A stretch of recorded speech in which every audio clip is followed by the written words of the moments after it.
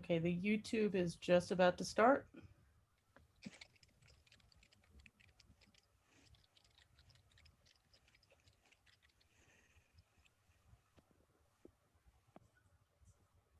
All right, you're all set. Okay. Good evening, everyone, and welcome to the Town Board work session for Tuesday, October 13th, 2020.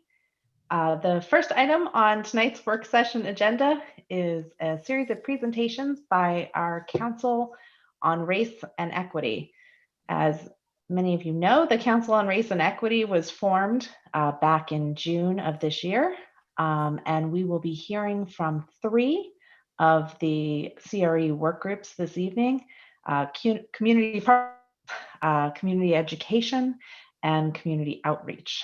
And we will be hearing recommendations from those groups for the town board to consider for ways to improve racial equity within the town of Newcastle. We're very excited to hear the results of the culmination of 4 months worth of incredibly hard work on the part of the 115 volunteers that serve on the CRE. So with that said, I will go ahead and turn it over to, I'm not sure who I'm turning it over to. Is Zabine or Nichelle? Is it one of the two of you? Yep. So thank you so much, Ivy, and good evening to all of you on the call and to all of you watching at home. My name is Zabine Mirza. I am one of the co-chairs of the Newcastle Council on Race and Equity, the CRE. As Ivy shared with you just now, tonight you're going to see the first series of recommendations that the CRE has made. The CRE has 8 work groups. Tonight you will be hearing from the first 3. You will be hearing the recommendations that the team members of these 3 work groups have spent all summer working on exhaustively in their areas of focus. The council is, as Ivy mentioned, comprised of 115 members. This includes parents, all residents, community members, business owners, Black, Brown, people of color, and allies that have come together to really find, to create a set of recommendations for how we can progress and advance Newcastle to a point of true racial equity. My co-chair, Nichelle Maynard-Elliott, is on tonight as well, and she will be sharing with you a little bit background on each of the work groups. Thanks, Zabine, and good evening, everyone. And thanks to Ivy and the town board for the opportunity to present the CRE findings and recommendations this evening.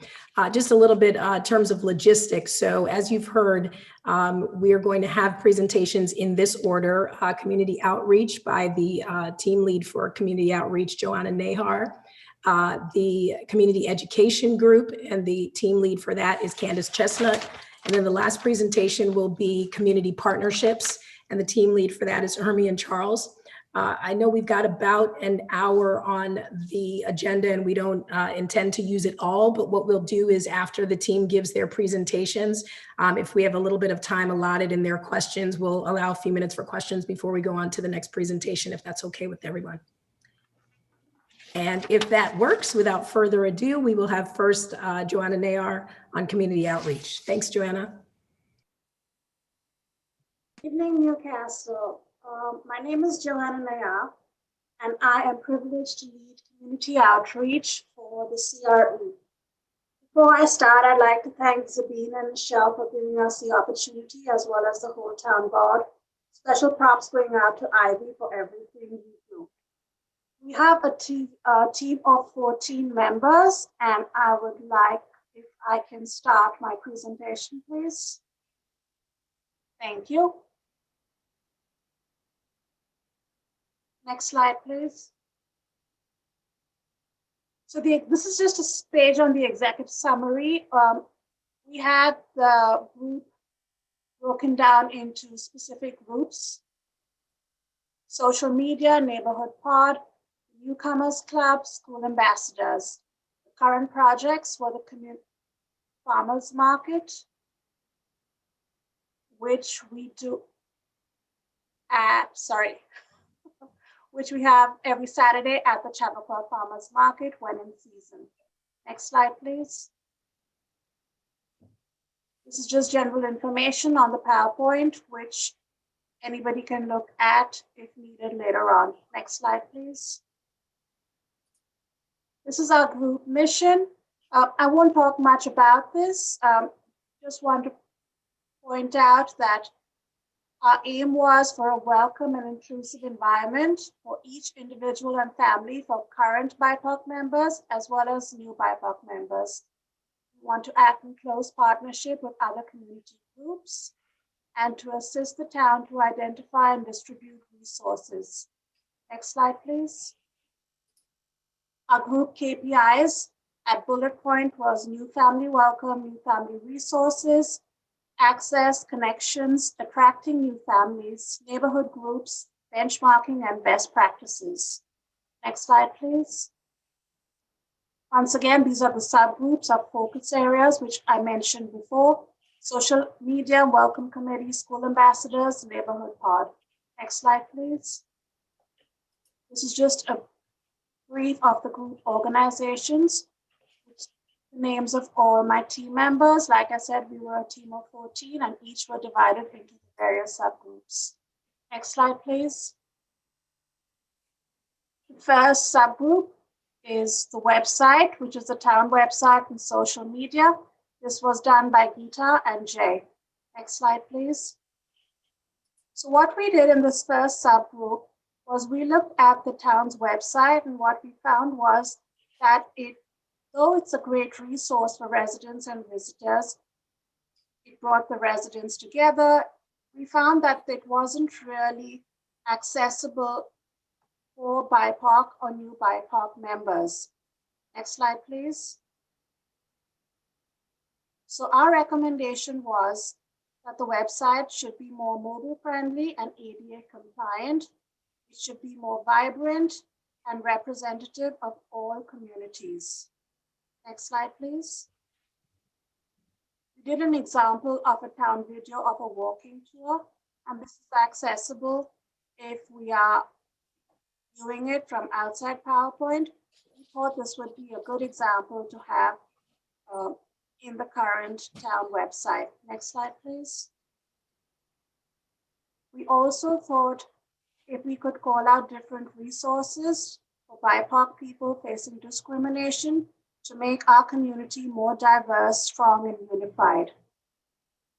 Next slide, please. Again, we thought it would be good if we would show the different demographics, economy, median prices for a home, the calls put in for service, and to show how much of a diverse community it is. Next slide, please. Again, these are different social medias which we thought would all be linked to this town website in order for BIPOC people to get more resources. Next slide, please. This is just an initial slide we had for initial budgeting and costs. Next slide, please. So a question we had was, how does this serve the mission of the CRE? And we felt that this would keep all residents updated on the progress of the CRE in spite of what they hear on other social media platforms, to let residents know that there are real people like us behind these initiatives, and most important, to provide a safe online space for members of the BIPOC community to get information. Next slide, please. The timeline would be short-term to upgrade the current website, mid-term to plan a new look and feel for the town website, and long-term, a dedicated staff to maintain and keep the website updated and current. Next slide, please. Of course, success metrics would be the number of site visitors and percentage of new site visitors, the engagement and time spent on the website, different pages visited, conversions, how many people found links to local businesses, interactions per visit, comments, blogs, etc. Next slide, please. And that was it for social media. The next subgroup of ours was a neighborhood pod or mutual aid subgroup. This was led by Layla and Deb. The main idea of this subgroup was to recommend the creation of mutual aid network which would enhance the safety and well-being of BIPOC families primarily, as well as all Newcastle families.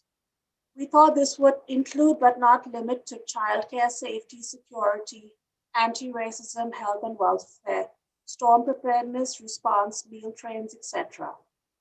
Next slide, please.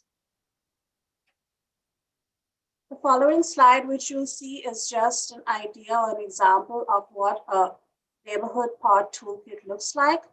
Next slide, please. This just shows you the neighborhood pod diagram, which has the different services and resources which we would want for the neighborhood pod. NP is neighborhood pod and EP is emergency pods. Next slide, please. The structure would be a CRE pod, which would consist of a forum. This could easily be something on social media or a page on a website. It would have 1 to 3 point people. A neighborhood pod, which would have volunteer leads. CRE pod network as part of the CRE site. Next slide, please. The timeline would be in October 30th to assign someone to create a training system, look into a hotline and dispute resolution person, create a Google form setup, publicize the framework, create a map of neighborhood pods, and by the end of November, regularly check in with point people and publicize newly formed pods. Next slide, please. Budget and resources. Just a brief budget as well as resources. Immediate would be 0. Resources would be CRE volunteers who run the pod and who assist with organizing and ongoing operation of neighborhood pods. With hyperlinks to list of hotlines, social services, legal resources, all available on the CRE website. Next slide, please. And these are just other considerations we had, which were implementations, audience, and engagement plans. Next slide, please. These are just some sources which are places which currently had neighborhood and mutual aids. So if you click on these on the PowerPoint, they'll take you and show you the real written examples. Next slide, please. The next group we had was Newcomers Outreach. And in this, our recommendation one proposed the establishment of a new group, which would be called the Newcomers Club of Newcastle. We've already started implementing these groups. A lot of new people and families who have been moving to Newcastle have been forwarded to us and reaching out to us on social media. And once they do that, and if they have any questions, we've been providing them direction on how to proceed. Next slide, please. So how does this serve the mission of the CRE? When we looked into this, we found that when new families moved to Chabapur, there was no dedicated forum to welcome them. We felt a Newcomers Club would provide an organized and easy way to meet veteran members of the community. Next slide, please. This is just a budget which would be using volunteers and free resources. I'm sure everyone would like that, free resources. Next slide, please. Implementation and consideration and audience for engagement would be, while we need to maintain and respect privacy laws, we will propose the inclusion of a postcard which would invite new community members to join the Newcomers Club. This postcard could be provided by realtors to prospective buyers. It would also be included with functional mailings, which would include recycling schedule, etc. This the town already mails out to new residents. We thought we would just put an added postcard in there.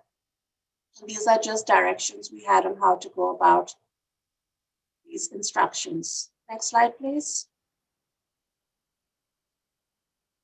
This is another idea we had. We found a welcome kit, which we looked at the Arlington, Virginia welcome kit as an example.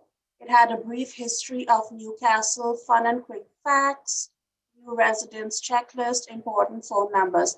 And we found this could either be like a simple 3-fold, which could be given out to realtors or other in-town stores would have them, maybe schools would have this as well. It was just like a simple welcome kit, which we would give out to all new residents coming into the town of Newcastle. Next slide, please. We also had an engagement plan in which we thought we would have 1 or 2 veteran resident volunteers chair the club with revolving leadership, and it would be large enough for a committee to execute recurring annual events. We thought it would have its own website, possibly also a Facebook page. We would coordinate events with the events and programs team. We've already started to do some of that, but not with the direction with the Newcomers Club. They could also have events at the library or the Chappaqua, which would be a good place to gather. Newcomers Club would provide new residents with all sorts of useful resources. Next slide, please. Success metrics. How will we know if it's worked? They could survey club members twice or thrice a year to find out how well it's going, if the organization has been helpful as they transition and settle into our community. We also found an organization which was called Newcastle for Inclusion Diversity Committee. We don't know if that organization is still active or not. If it's the case, then we feel that this information can be removed from the town website. Next slide, please. So this was the last subgroup which I had, which was school ambassadors, and we felt this would work in partnership with the town website, as well as in partnership with the school organization group. So on the town website, there would be a button which would read new to Newcastle, and it would apply for new residents. Once you clicked on that, it would take you to a form with a series of questions. It would basically ask you an explanation of what the CRE is, what our mission statement is, if a new BIPOC family would want people to reach out to them or not, show you around Newcastle. It would give a list of possible events, and then they could check off what residents would be interested in. Next slide, please. The timeline for this was short term to get form on the Newcastle website. Midterm is to give out the QR code to realtors and Chappaqua so they can give it out to new families. And a long term would have annual events for new families, international food day dinners, picnics, etc. Next slide, please. This is just an example the team did of what it would show for the new to Chappaqua button. Next slide, please. This is one of our community outreach groups projects which have been in effect for the past 2 to 3 months.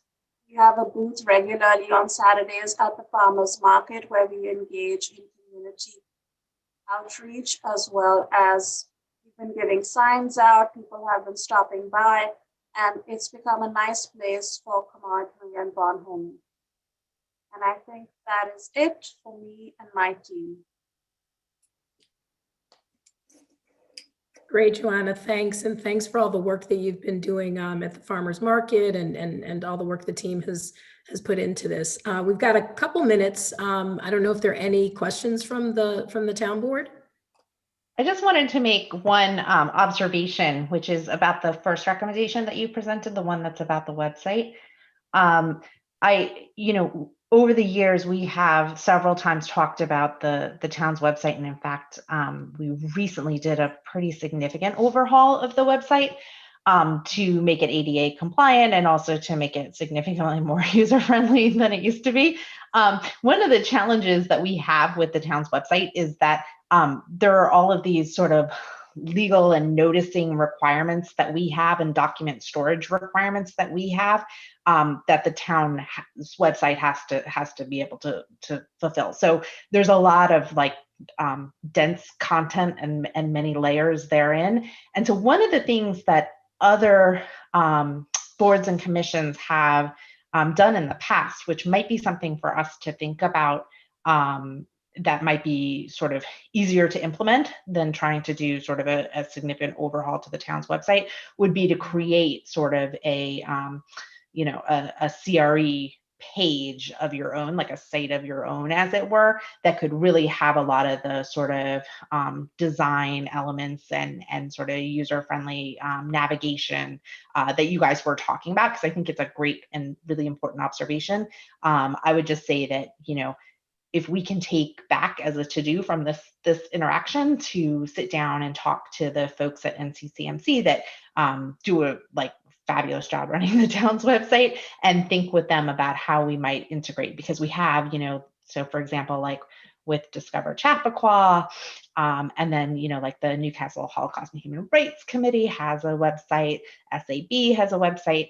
I don't know if we want to necessarily start creating websites all over the place, but it does just sort of occur to me that we might be able to do more by having sort of a second site, as it were. So if we can take that as a to-do, to sit down with NCCMC and think about how we can implement your recommendations, I think that'd be great. Thank you, Ivy. I think just one point to that, Ivy, Johanna's recommendation around that was also, we can certainly create a standalone website, and I think that's absolutely something that we should discuss later. I think the main recommendation also was born from the fact that we want to make sure the town's website itself was also accessible. So maybe just finding a way to merge both of those, because the CRE can make a super accessible website, but at the end of the day, people are going to go to mynewcastle.org, and we want to make sure that that also reflects the right values. Got it.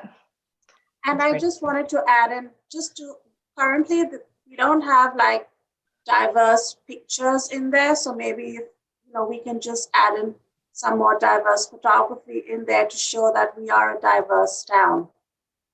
I think that would help a lot. Great.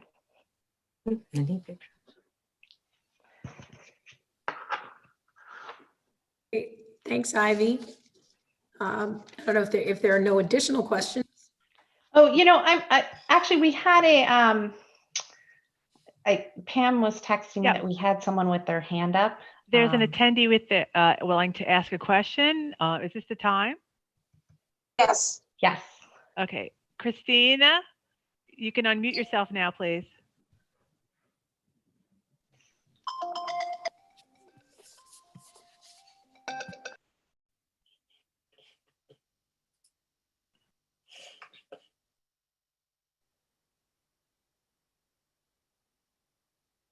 Tina, if you're still interested in speaking, you just have to unmute yourself on the line. Your phone line is open.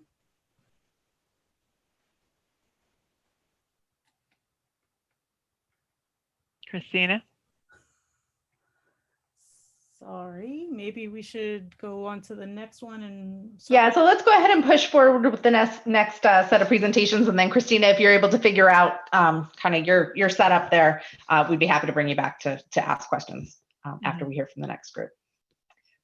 Great, thanks. Thank you, everyone. Thank you, Joanna. So Candace Chestnut is up next on community education.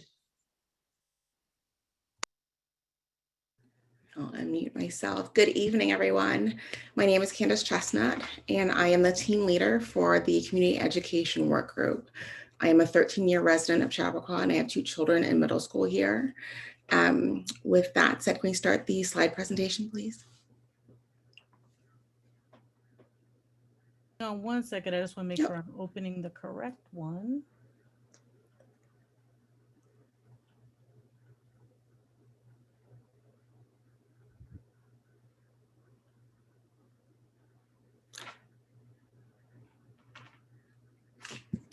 Yeah. Okay, you're all set. That's it. Great, thank you. Our work group, we can go to the next slide, please. Can we go to the next slide, please?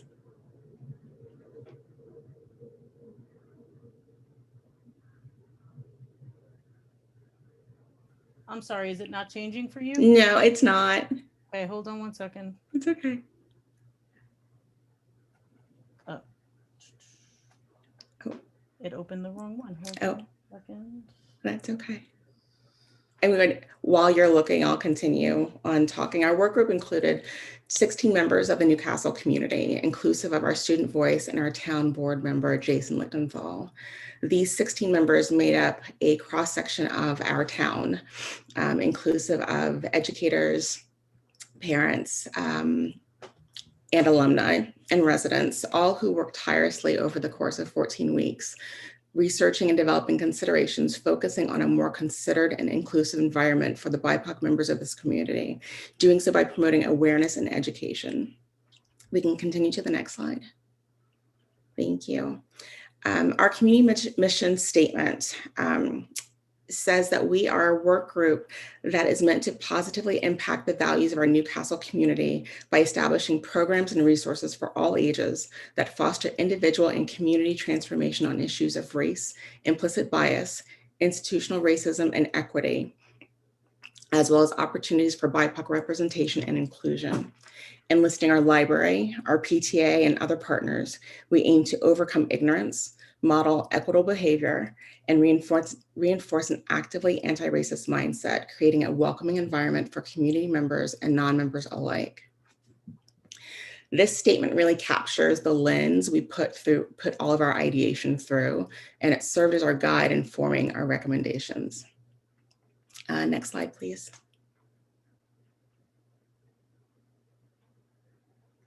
Nope, other way. Yes, thank you. This slide here details the 3 subgroups of our community education workstream and how they were divided. Each subgroup applied the lens of our mission statement to the following organizations: the Chappaqua PTA, the Chappaqua Library, and the Chappaqua Central School District and Board of Education. As an outlier group, we realize our focus areas fall outside the town board's purview. Our plans are to share and present our CRE feedback and considerations to the organizations directly. However, as we are a town board, I'll be sharing, in the spirit of accountability, a high-level snapshot of our work to date. The next slide, please. Before getting into our subgroups work, we do want to present to the town the idea of forming a BIPOC resource group for residents. We see this as an opportunity for BIPOC community members to meet and commune with each other, sharing in their experiences and interests and becoming a resource for one another. I know that in Joanna's presentation, she spoke of the Newcomers Club, and I believe she's working, it kind of has a synergy with that. And so our intention is to work with the community outreach group and partner with them in this effort. The next slide, please. Now getting into our subgroups, first up is our PTA subgroup. Kelly Mofield served as our project manager. Kate Dorsch, Allison Matthews, Megan Galata, and Yvonne Cognac. You'll see here mentioned our town board member and our student voice, Jason Lichtenthal and Anna Harris-Simowitz. And they will be constant through as our advisors in all 3 of our subgroups. Next slide, please.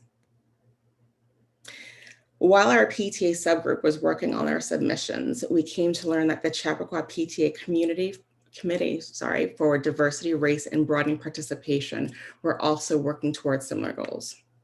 Our PTA subgroup recommendations really centered around in-class parent-student interactions, suggesting implicit bias training for all class parents and grade level liaisons. We see this as encouraging a more inclusive and equitable classroom, and also potentially encouraging diversity within the PTA. We also wanted to create and provide a media resource list to be published on the Chappaqua PTA website and made available for all PTA members. This list would contain resources that encourage and support personal growth and families having conversations about race and anti-racism at home. These would span from books, podcasts, articles, and videos. Because we know and understand inclusion and anti-racism begins at home, this would be an invaluable resource to provide to the community. Also on our recommendation list is addressing BIPOC membership engagement. We would suggest to explore the interest of BIPOC members in creating a district-wide affinity group. The goal of this would be to create a supportive and safe space for members to share in their experiences and promote healing and solidarity. With all of this, I'm super excited to have the PTA Diversity Committee devoted to this work, and we're looking forward to partnering with them however is needed. Next slide, please. Here's our library group participants. Shore Anand served as our project manager, Anna Canoni as our scribe, and Judy Jones and Alexis Cavaluzzi. Next slide, please. Our dedicated library subgroup is currently still processing results and data coming in from the various surveys they circulated. With the overall goal of increasing BIPOC engagement and participation, utilizing the library as a resource and a conduit for community engagement and courageous conversations, we're really excited to partner with our Chappaqua Library on sharing and collaborating opportunities that will support this. We've already met with several members of the library staff, and we had an exchange of ideas and thoughts. That was really fantastic. And we're looking forward to continuing this conversation and meeting with the new director once he joins. Next slide, please. And our last subgroup is our student experience subgroup. This was led by Steffi Shen, with Vishali Bhattacharya serving as a scribe. Robbie Gottlieb and Raksha Krishnan were our researchers, and Steve Garcia helped us as an advisory role. Next slide, please. Considering so much of this work group's genesis and the call to action was inspired and informed by the outcry from current and former students, we dedicated a subgroup to concentrate on the student experience. This work group worked tirelessly, leaning on research, interviews, personal and professional insight, and their lived experiences to develop over 30 recommendations, all of which we hope to share with the Chappaqua Central School District and our Board of Education for their consideration. We commend the district for their anti-racism and social justice education presentation that they shared with the community on September 16th. And we hope our collective thoughts, inclusive of our feedback on that presentation, can contribute to the work that the Board of Education's Community Advisory Committee on Anti-Racism, Equity, and Social Justice is planning. We had a range of recommendations that were both broad and pointed. An example of a couple of those were the possibility of establishing a blind grading protocol whereby exams and assignments would be anonymized, removing names and identity markers. This would aim to eliminate implicit bias cues and enforce a more equitable grading process. Another example of a recommendation that we like to put forward is establishing student academic and service awards in the name of esteemed BIPOC figures, this aiming to increase representation. Two of several examples that we'd like to offer, one being an award for science and technology in Mae Jamison's name. For those that don't know, Mae Jamison is an American engineer and physician, and she was the first Black woman to travel into space. There could be the Thurgood Marshall Award for Advocacy, and also thinking of creating an award for writing or journalism named for Gidra, an Asian American community newspaper.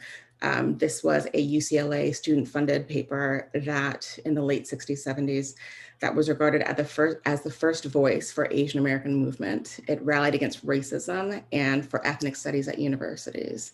And they championed the idea that Asians could only achieve equality if racism against all minorities was eliminated. That concludes the student experience presentation. Thank you.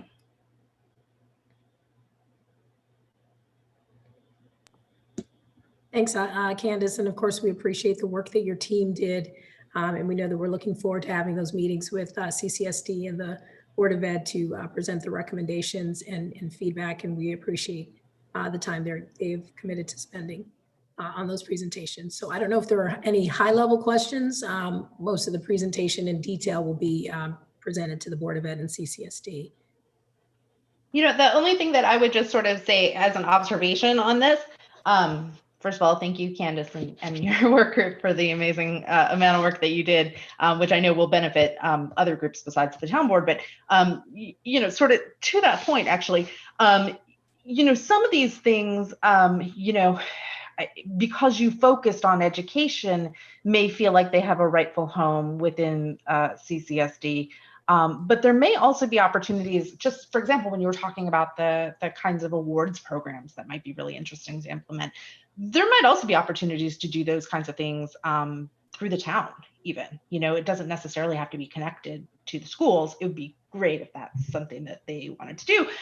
But if, you know, that doesn't sort of fit with their plans, we might be able to do it through the town. I mean, for example, you know, the Holocaust and Human Rights Committee, I know that Stacy Science is on the line, and Ali Rosenberg might be as well.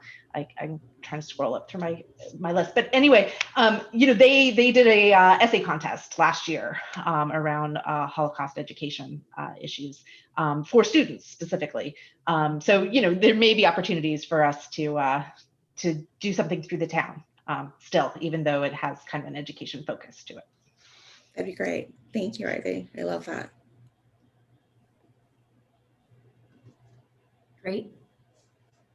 Thanks. Okay, if there are no further questions on that presentation, the last presentation for this evening is Community Partnerships, Hermie and Charles.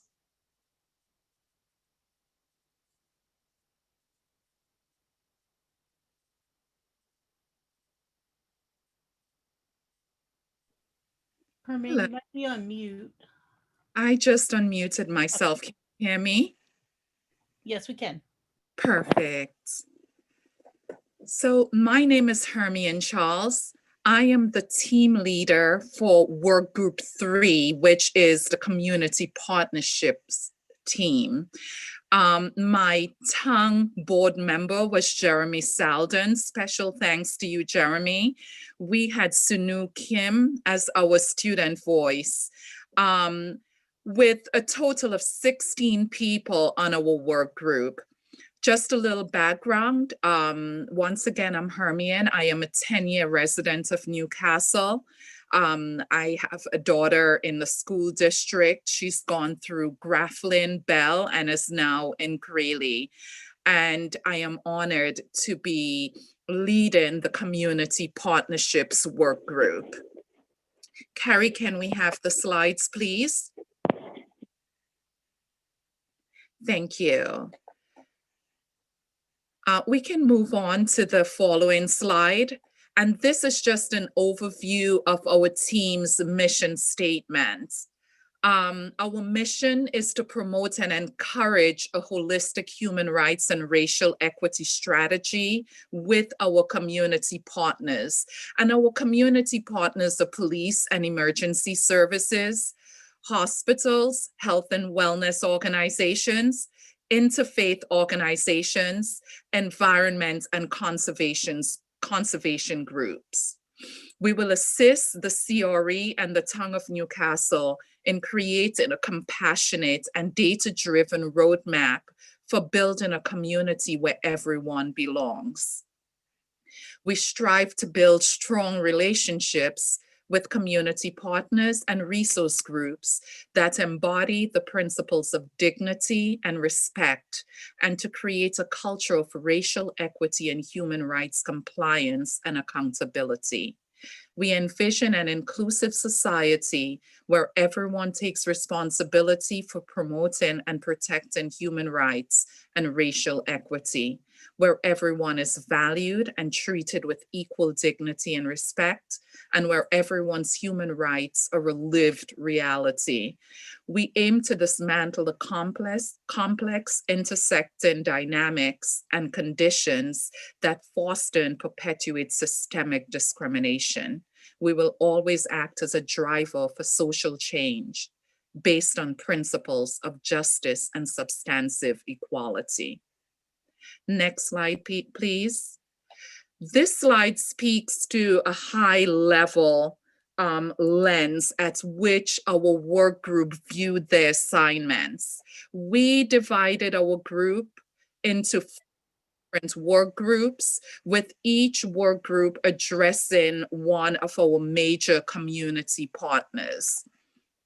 Next slide, please.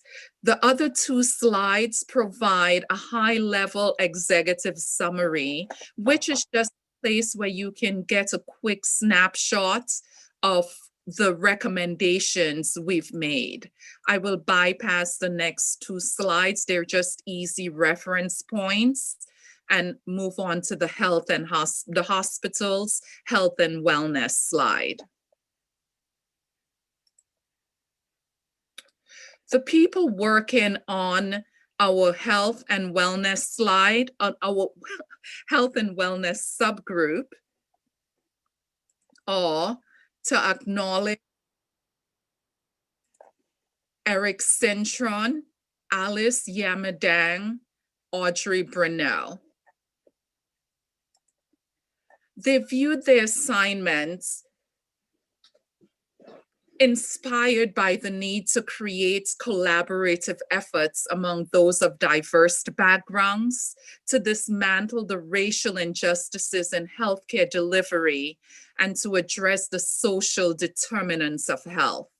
Our research has revealed the current structures that propagate racism in healthcare, driving our proposals to implement sustainable solutions to promote more equitable healthcare outcomes for all. Our recommendations as a result: first, let's stay on that slide for a while. I'll go through this slide for all of the health and wellness recommendations. First off, we wanted to address the issue of education. So we decided that we would like to sponsor healthcare seminars primarily geared at the BIPOC community. Of course, all are welcome. We're all inclusive. So ongoing educational health and wellness seminars, we wanted to partner with places like Northwell Health, groups like Black Health Matters, groups like a White Coat for Black Lives, etc. And to focus our seminars on screening awareness, increased risk of certain diseases for communities of color, also having those seminars bilingually so our Latino community can benefit from those. And as I mentioned before, the seminars we would focus on are those with known disparities afflicting the BIPOC community. So we all know, for example, that maternal and infant mortality is greater in communities of color.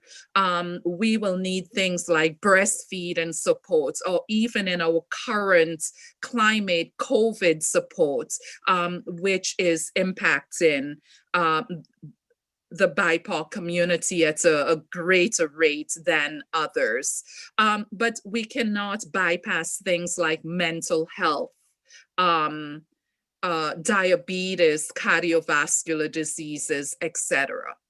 Our seminars will also, we're proposing to have seminars on self-advocacy and as a healthcare recipient, also dealing with the stigma surrounding many of those things that's prevalent in the BIPOC community and may in effect deter people from seeking help that they really need. That's part of our educational plan for our BIPOC community. We would also like to co-sponsor seminars for our healthcare professionals. Some of the things we would like to look at would be co-sponsoring trainings in cultural competency, things like unconscious bias and implicit bias in providing healthcare. We would like for the healthcare practitioners to be trained on the stigma surrounding many of the things prevalent in the BIPOC community, training on how diseases and symptoms may show up on different skin tones. For example, the common descriptors of rashes being red, it may not look that way on darker skin tones. And there is extensive study being done on that as we speak. Other things like biases surrounding pain tolerance in people of color often lead into presumption of drug seeking when people ask for greater medication or for the relief of pain. So those are some things we would like to co-sponsor and have outreach with our healthcare providers and healthcare organizations. And moving on to another recommendation, the practitioners and organizations working with us with and accomplishing the goals to have their practices and their staff be better trained in dealing with people of color. We would like to propose that we establish a Newcastle badge of racial equity for the hospitals and the healthcare facilities. So our BIPOC community will know that those are places that are friendly and welcoming and culturally sensitive to the BIPOC community.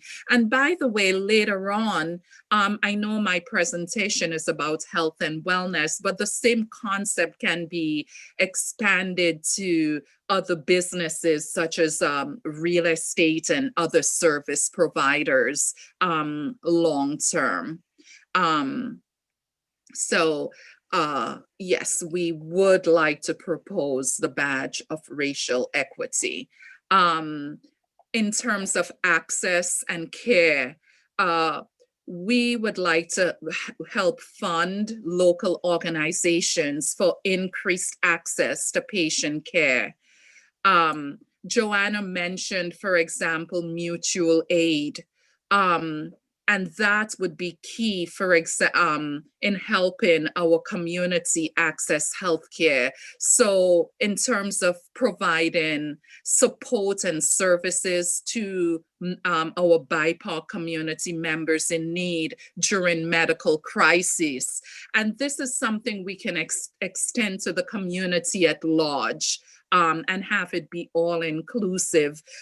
Anyone experiencing medical crisis and needs support, we would like to be there to help. We would like to do fundraisers to support organizations like Hope's Door, where they provide low cost or sliding scale medical service to our to BIPOC community members. Lastly, we would like to create a resource list of BIPOC healthcare providers, health organization, and other resource providers. So that can also be part of our welcome committee. When new people move into our communities, we can present this to them so they know that those services are available. I would also like to extend this and have that included on our in our social media files and also on our website as a resource link to new families moving into our neighborhood. Next slide, please. Next, we have our Interfaith Organization. As you know, just acknowledging the amazing people who have worked on that team. We have Chrissy Chapin, we have Jody Gogol, and Tej Anad. As you know, interfaith organizations have been the bedrock in many communities of color. whether you identify as agnostic and simply visit church for the community, or whether you are religious and this is your source of comfort and peace, we have all benefited from having those organizations in our community. On September 10th of this year, I was honored to host a joint CRE and Interfaith Council sponsored community vigil with over 16 religious and secular leaders. And this has marked the beginning of what we hope will be a series of ongoing collaborative efforts between our interfaith organizations and the CRE. Next slide, please.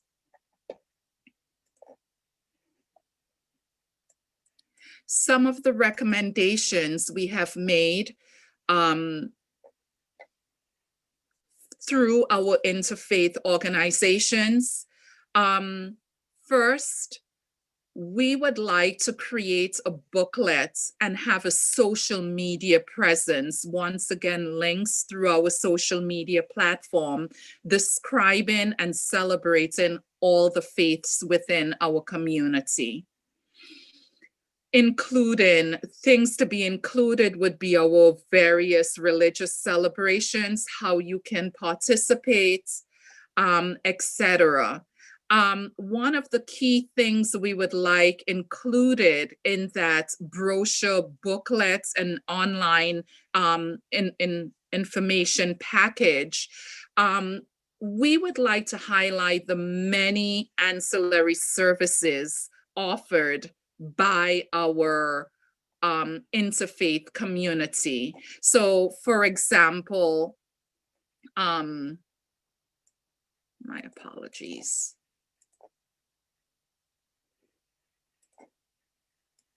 Just 1 second, please. Okay.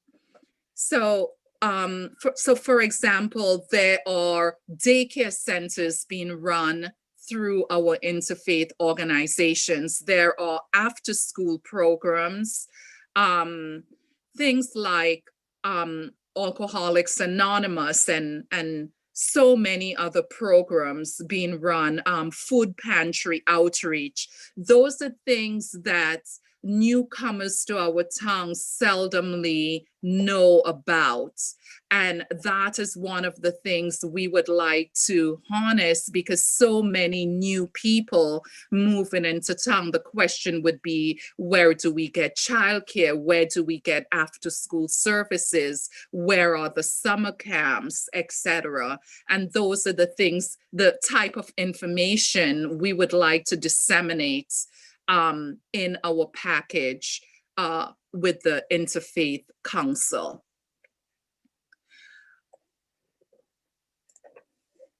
We would also like to hold monthly interfaith gatherings to share experiences, tell our life stories, pray together, and just create authentic relationships among those of different faiths. One of the key things we highlighted, we are blessed to have Tej Anad, who is one of the leader of our Sikh community, on our interfaith community, interfaith work group. We would really like to become a catalyst in rebuilding and reigniting the Interfaith Council through active participation and representation by our CRE member in this committee.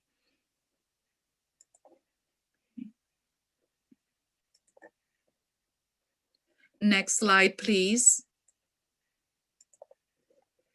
Our third work group is our Environment and Conservation work group. Our members in that group were Ryan Kelsey, Cindy Katz, Maxine Margot Rubin, and Victoria Alzapedi.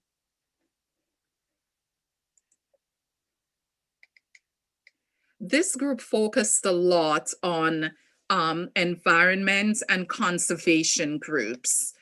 They spoke a lot about environmental justice And it was described to me as that link between environmental degradation with social justice in a fight for sustainable human rights.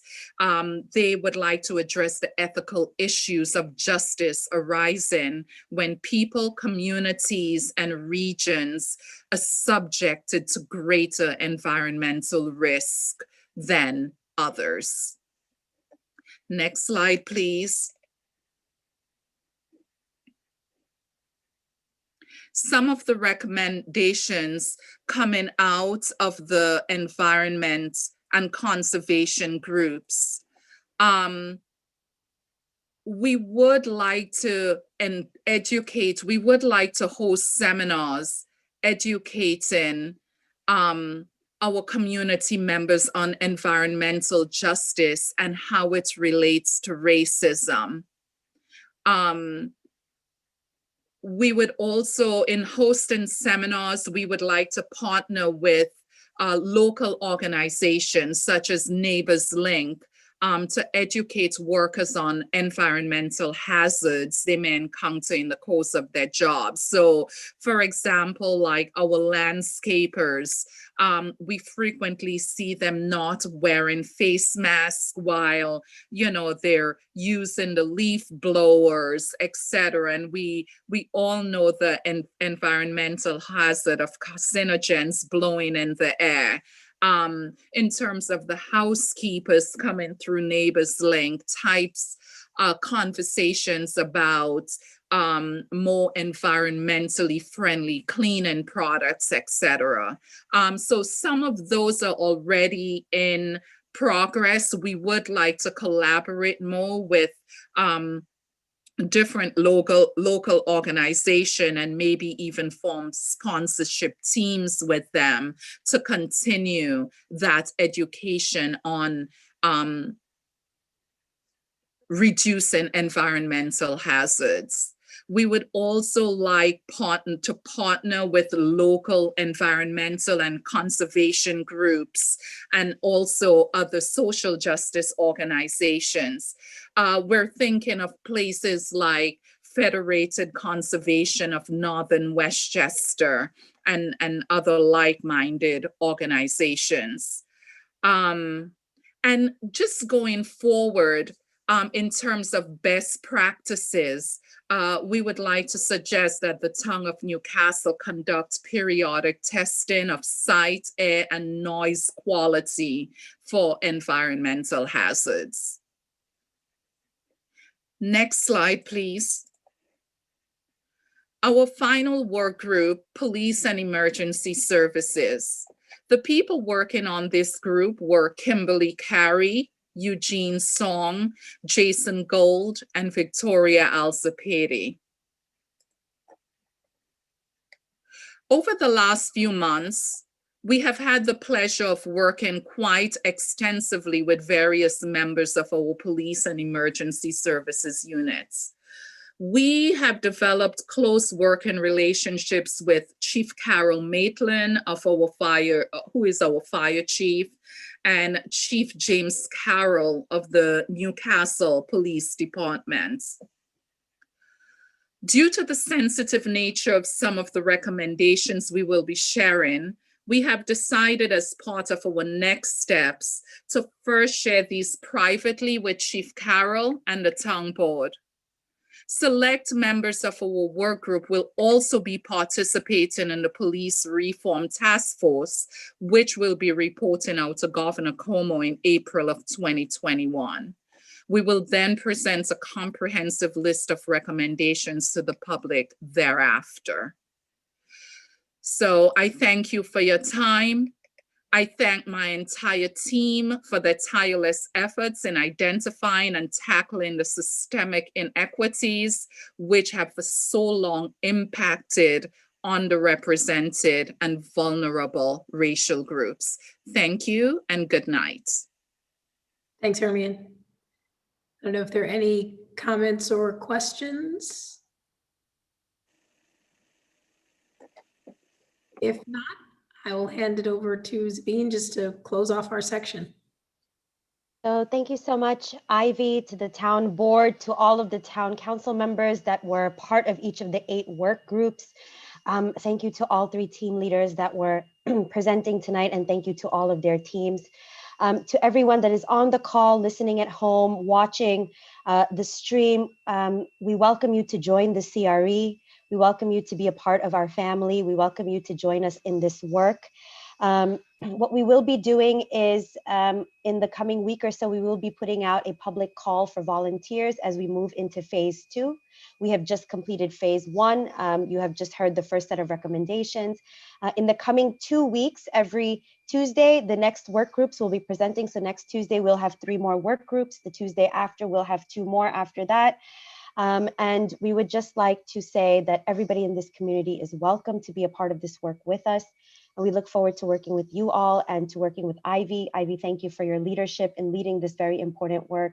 And we look forward to working with the town board to bringing these initiatives to light. Thank you for the opportunity for letting us to do this, for letting us to present this to you guys. And we remain at your service. Thank you very much. That was fabulous. Thank you guys very much. Just I'll say on behalf of the entire town board, it has just been a real pleasure getting to work with the entire leadership team, and the recommendations that Candace and Hermie and Johanna presented tonight were really interesting. I wish we had like an hour to talk about each one of them, because they sparked so many really interesting ideas, and I'm really looking forward to getting to continue our work together as we kind of move from phase 1 recommendations into phase 2 implementation. So it's a pleasure, and I'm looking forward to continuing this conversation next week. So, thank you all. Thank you.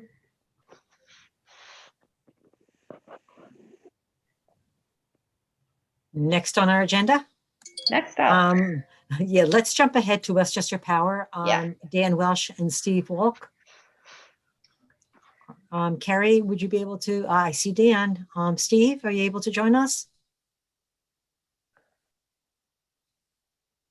Is on the line. Hold on. I'm just asking him to unmute. Thank you.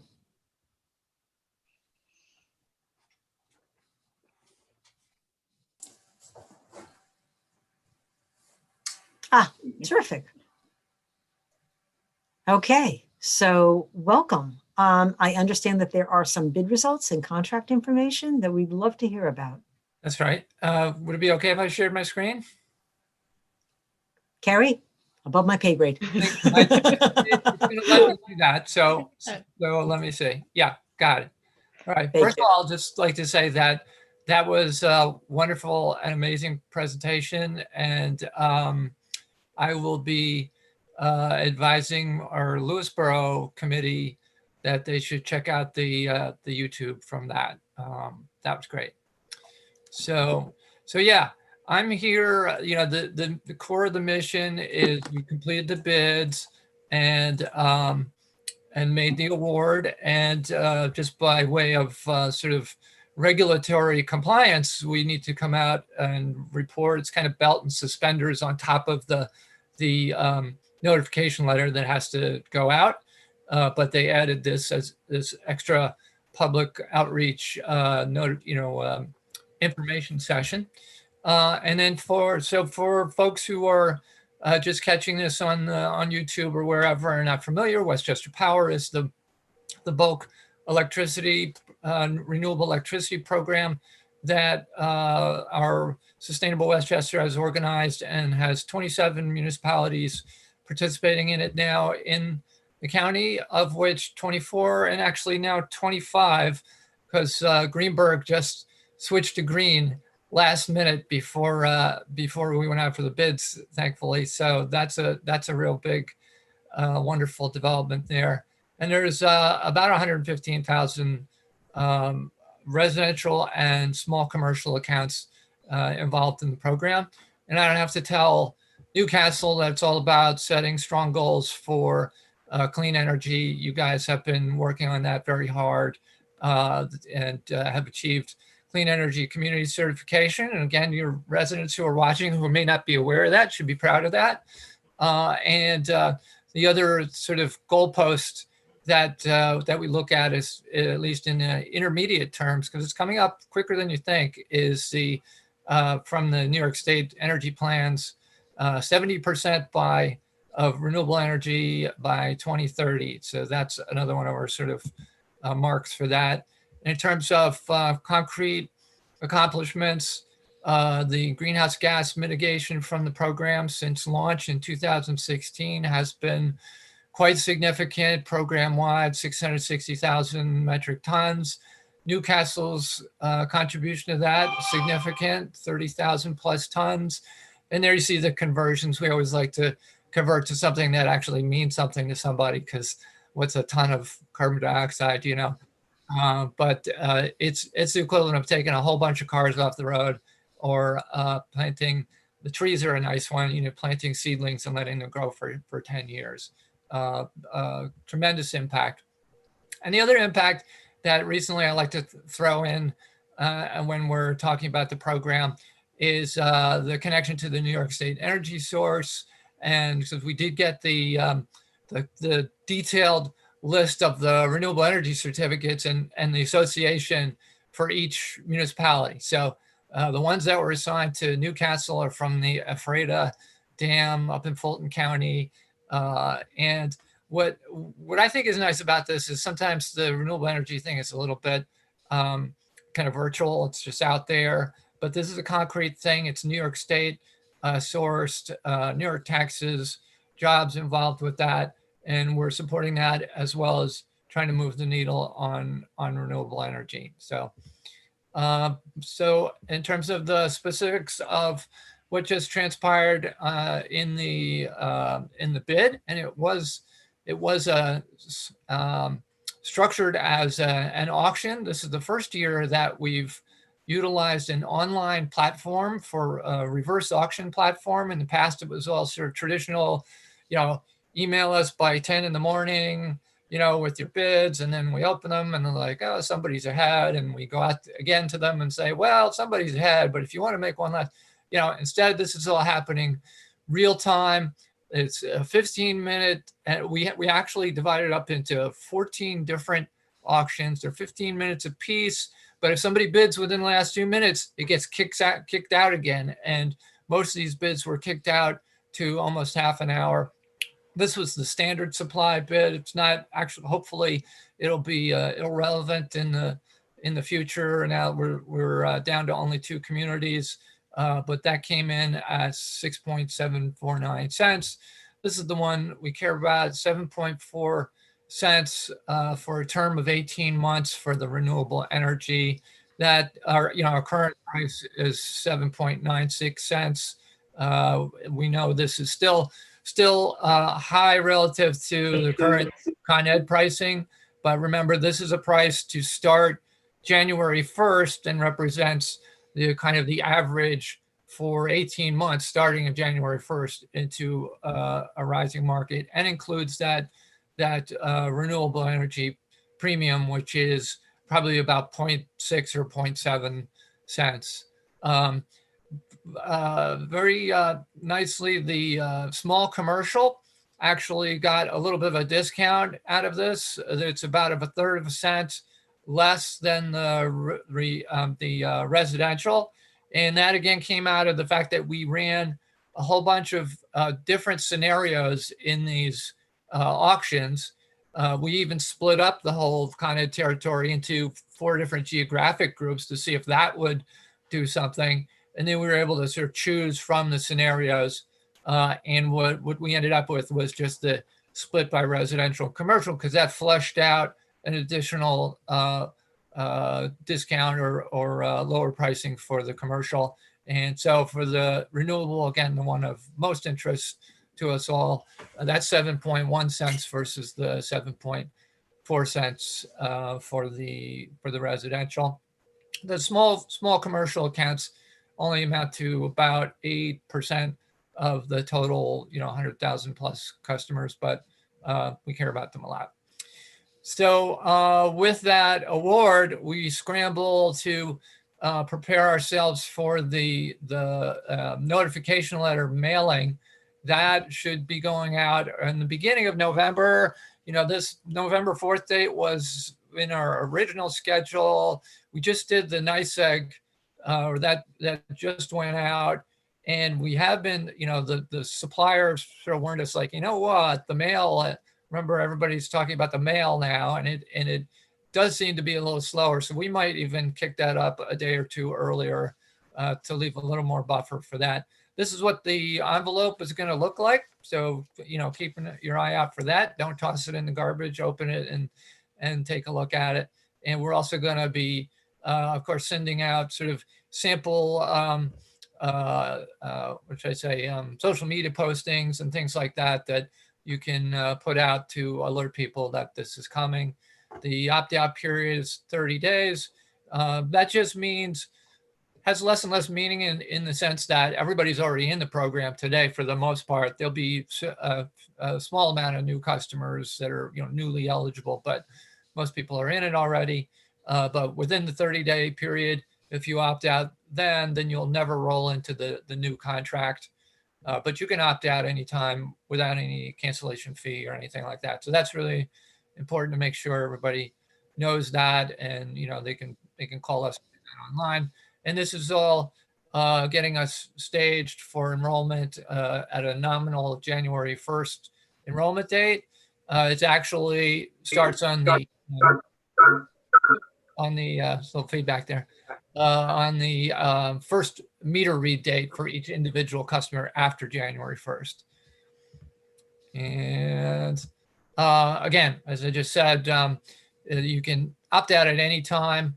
When you get the notification letter, you've got a bunch of different options if you decide this is not where you want to be. And we hope you hang in there and you're ready to support the effort to move to clean, renewable energy. But for some people, it doesn't make sense. It doesn't work. We want to make sure that they can opt out easily. So they do have the postage paid, and that should say postage paid, not postmarked, card that they can send back. You can always call our office at any time, and we will take care of that easily over the phone. And then you can also, of course, these days everything can be done online, and you can come to the Sustainable Westchester site, plug in your number, and click opt out, and you're done. So it's really easy. And of course, all during this time, we're going to continue to work on our outreach. We're always trying to get ourselves into the local press, and you know, at least get the name out there. So when people see it or they see it on their bill, it's not cold for them. We have a whole bunch of digital resources now on our YouTube channel that are starting to amount to a nice set of knowledge base for people. So we hope people partake of that, and we always throw the link in to that in our various outgoings. And of course, we were like everybody else, we're fighting for a little attention span in the social media universe. So we're working on that, and we have some dedicated people who are working on that. And then of course, meetings these days, they're all like we're doing right now, they're virtual, but I'm sure you found, as we have, that actually can lead to better participation sometimes. So we're trying to exploit that as much as we can as well. So that's pretty much the content that I wanted to go through. I will throw out also that, you know, as we go through the nuts and bolts of just this renewal, we're continuing to work on the really exciting stuff, because this in a sense is like just the start. You know about the community solar program, I hope. Today it's so-called opt-in, right? You actually have to proactively fill out a form and join and subscribe. And with community solar, you don't put panels on your own house. You're subscribing to a remote project. But the deals these days can get you almost 10% off on your entire bill, including the delivery from Con Ed, and you're helping to put another new clean energy facility online. And what's really exciting is we're working on our implementation plan now into readiness for when the utilities, Con Ed, are required by the end of Q1 next year to integrate the community solar credit system, which now is a little bit, it's not intuitive and you got to walk people through it, on the bill. So it's just one net credit, and we'll be able to actually channel these credits right through the Westchester Power Program as an integrated part.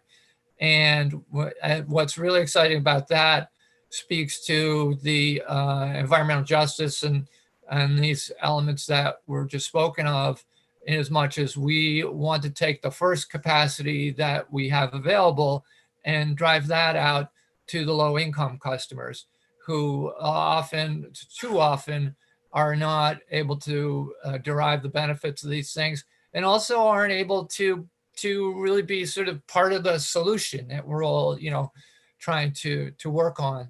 So this is a really exciting development, and it happens because we've all come together and built the basic platform that we can build these things on, build things like the demand response program, which we just piloted this summer very successfully. It's the first of its type where residential customers can do what big commercial customers have been able to do, which is sign up for these couple of times a summer reductions where you can make significant dollars. So the folks that participated in the pilot this summer made anywhere from $50 to a couple $100 just by dialing back their usage during a couple of 3 or 4 hour periods during the summer. So exciting programming like that all happens because we came together to collectively to try and make progress on this. Thanks. Any questions about what's going on or any other aspect of the program? I'm happy to do my best.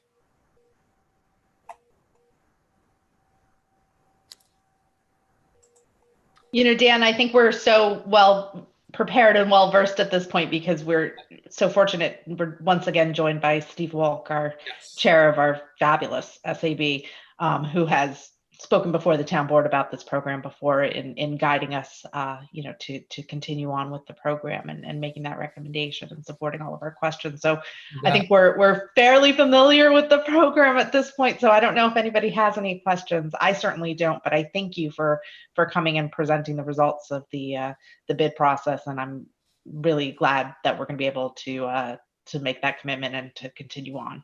That's great. And yes, you guys, tremendous committee, and you're well ahead of most folks on this. So, and this wasn't about educating you in that sense, but it's a chance for a public outreach session and making some other folks a little more familiar. So I thank you for giving me this opportunity. Maybe sorry, go ahead, Steve. Oh, I was just hoping I could just take like about 1 minute to make a couple quick comments. First, thanks, Dan, for doing this presentation, of course, running this entire thing. We had spoken about costs before, and Dan, as you mentioned, the cost is higher than Con Ed's current variable cost. Con Ed, of course, is not green.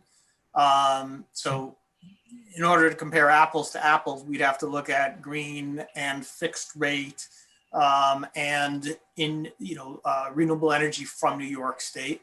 If you actually look that sort of thing up, what you will, or what I found anyway, is that the price is higher than what Westchester Power came up with. Yeah, something similar to what Dan's showing. I found it a little bit lower than we were showing, but about 7.7 cents for about 24 months. But then it's not 100% from New York State either. So, and Dan's right, from getting it from where, sourcing it from where the demand is far better from an environmental perspective. So that's important. Just to clarify on the environmental justice, and I think that is a great point you bring up, especially considering the CRE did that great presentation tonight. To clarify that, that's if we think about solar, there are a lot of folks who may not be able to afford solar panels, or in fact may be renting and just don't have access to a roof to put solar panels on. And that's why community solar is so important, because we're all equal in community solar. We can all take advantage of it. So if you think that we are in fact going to pay a little bit more for green, and it's not a lot more, if you do engage in the community solar, actually you'll bring your price down to even lower than, than the delta between, Dan calls it standard, I call it brown, and the green electricity. So, so that's a good. The last thing that I want to say is I understand, in the town there's sometimes there has been even recently some consternation about folks being put into this ESCO contract, quote unquote, automatically, and the government sort of taking over. I'd like to address that really quickly in a couple of ways. One is that you're, quote unquote, automatically put into a Con Ed contract if we don't do this. That's just the way it is. The government tells you you're going into Con Ed, the Public Service Commission, not our municipality, but the Public Service Commission. That's just the way it is. So by doing this, by providing this, this type of opt-out ability, you have the option of being part of this lower fixed rate green electricity, but it's really easy, as Dan has shown, for you to opt out. So at least this gives you the choice. And that's far better than the government just saying you need to go into Con Ed, and you don't even have the choice of being part of Westchester Power. So that to me is what's, one of the things that's really important here.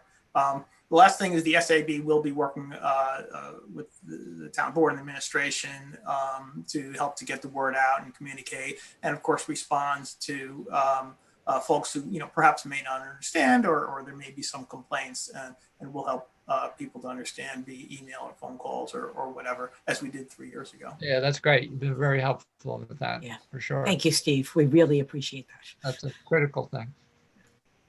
Yeah. Thank you. He also helps town board members, or town supervisors, I should say, when they don't understand too. So he does a great service. Well, this was great. Again, thank you for being here, Dan. Very good. And I appreciate you making the time. I know that the plate is full, and we'll try not to impose too much on those schedules, but every once in a while, it's good to stop by. Thank you both. Thanks, right. Dan. Thanks, Steve. Take care now. Bye. Bye. Thanks. So we have a couple of just quick things on the agenda, and then we can move into our town board meeting. Great.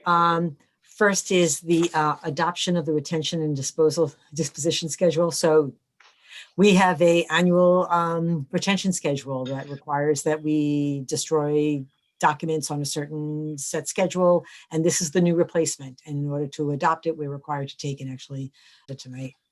The next is the reimbursement for a building permit. The next thing is, again, a ministerial action. It's to authorization to close a capital project. It's for the community center window replacement that we have just gotten around to authorizing and actually implementing. And lastly is authorization to close the capital project.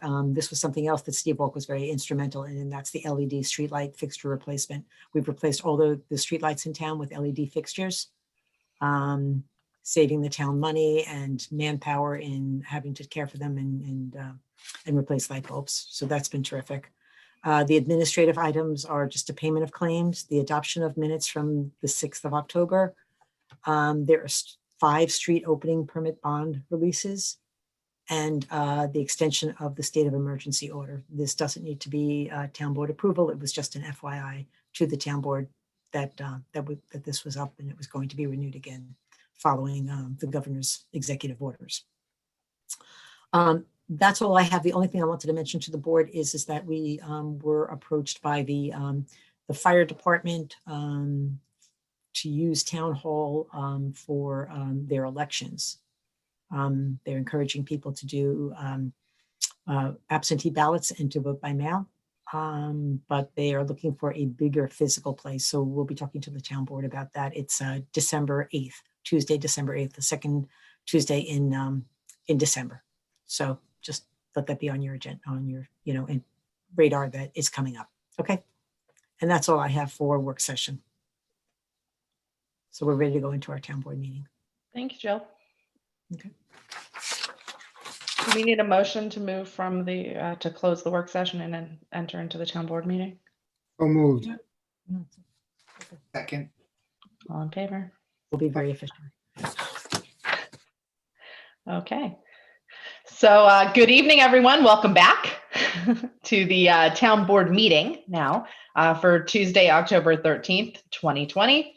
Some brief announcements at the top in the interest of time, knowing that we've just come from a work session and we have some important business to deal with tonight. I'm going to hold the majority of the items in my supervisor's report over to the newsletter that will be sent out tomorrow. There'll be lots of great information in the newsletter. Please read it.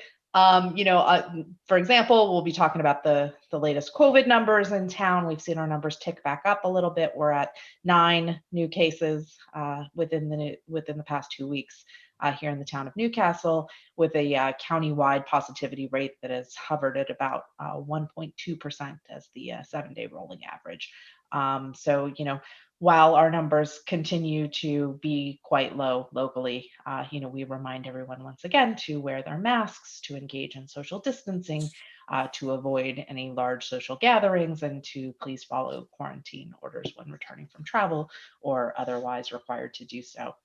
I'll also be providing an update tomorrow about the Council on Race and Equity and the work that they've done, as we just heard in our work session.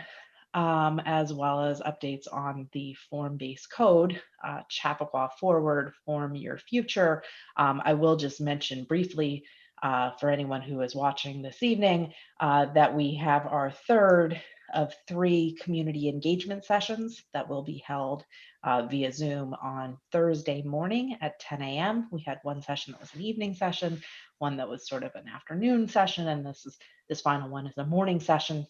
And the focus of this third engagement session will be on the alternatives that the town requested to the maximum build out scenario that is included today in the form-based code. So we'll be considering alternatives, 4 different alternatives, comparing and contrasting them. And Sabrina Charney-Hull, our Director of Planning, will be, as she always does, doing a great job of putting information forward for the public. And again, this is really the opportunity for residents in the community to learn more about what's included in the draft generic environmental impact statement and the form-based code in preparation for the public hearing, which will start next week. Same date, same time, via Zoom on October 20th. That will be the start again of the public hearing, where the town board will have on hand all of the consultants and experts who we have engaged in developing the form-based code and the DGEIS, who will be presenting and will also be recording feedback and responding to questions. So I know we're all looking forward to the start of the public hearing, which will be again next week, Tuesday, October 20th, during our town board meeting at 7 p.m. So that's it for me. Like I said, the rest I will just hold over to the supervisor's report in the email tomorrow.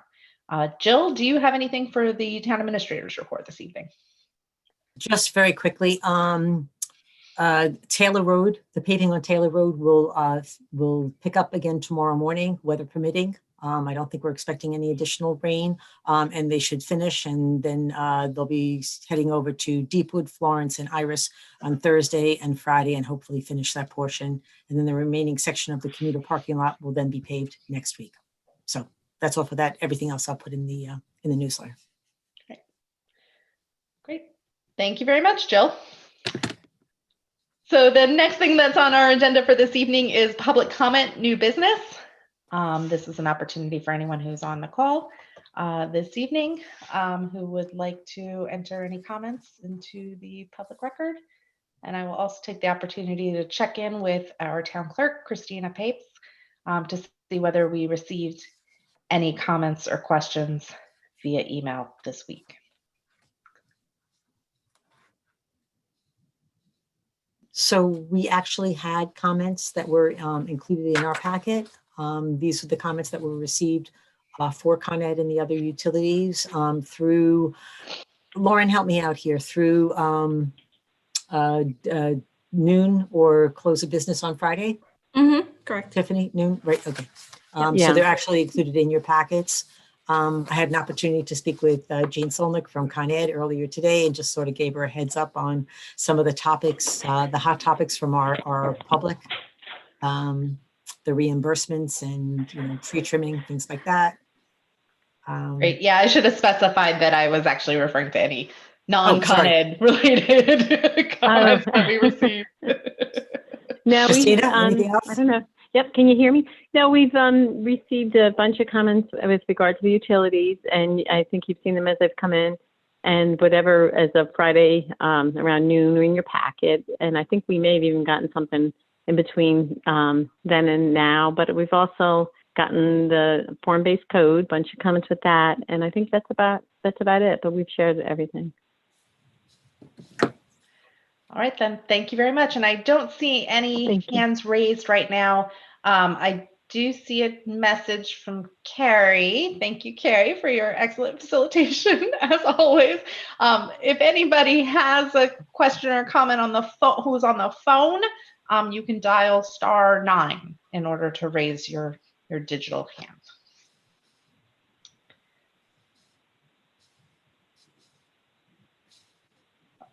Okay, so with that said, I'm going to go ahead and assume that we can move forward at this point with our agenda. The next thing that's on our agenda this evening is a discussion with our friends from Con Edison. Jane Solnick is with us this evening, and Jane, I'm going to butcher your title, so I'm going to allow you to introduce yourself in just a moment. But just sort of as background for the folks who have joined us this evening, the town of Newcastle invited Con Edison and Altice and Verizon to join us this evening for a public meeting to discuss the response of all three utilities to Tropical Storm Isaias. The purpose is really to be able to hear from the utilities with regard to their post-storm response and any planned improvements that they intend to make for the future, as well as to give residents the opportunity to ask questions and to provide feedback. Unfortunately, both Verizon and Altice declined our invitation, much to our surprise, and not our just delight, to be sure. But residents who did submit questions for Altice and Verizon can rest assured that we will be sharing these with the utility.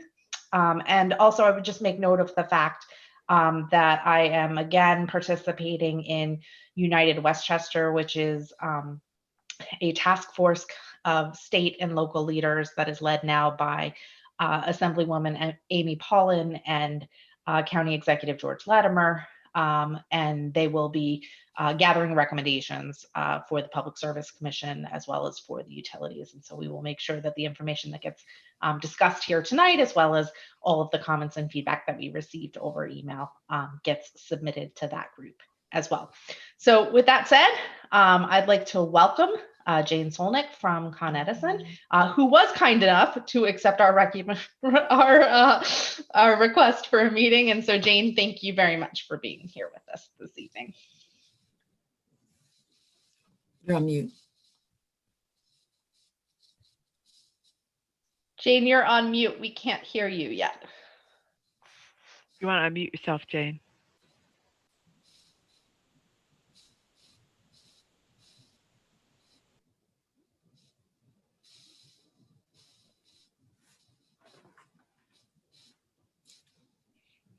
Still not hearing anything. We can see you and we can see your slides, but we can't hear you yet.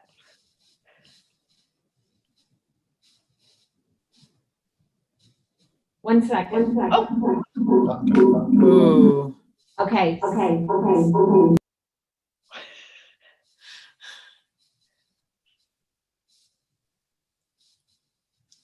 Jane, you've got several accounts open, so you might want to mute the other three. That was quite the echo.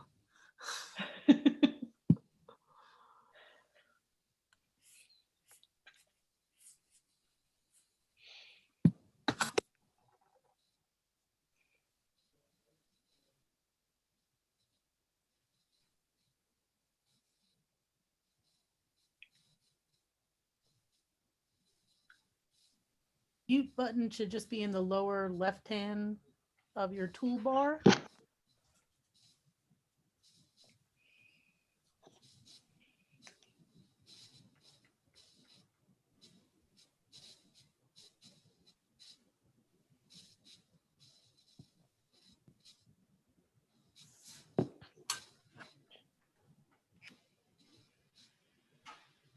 It might also work. I'm asking you to unmute, that a button might pop up on your screen.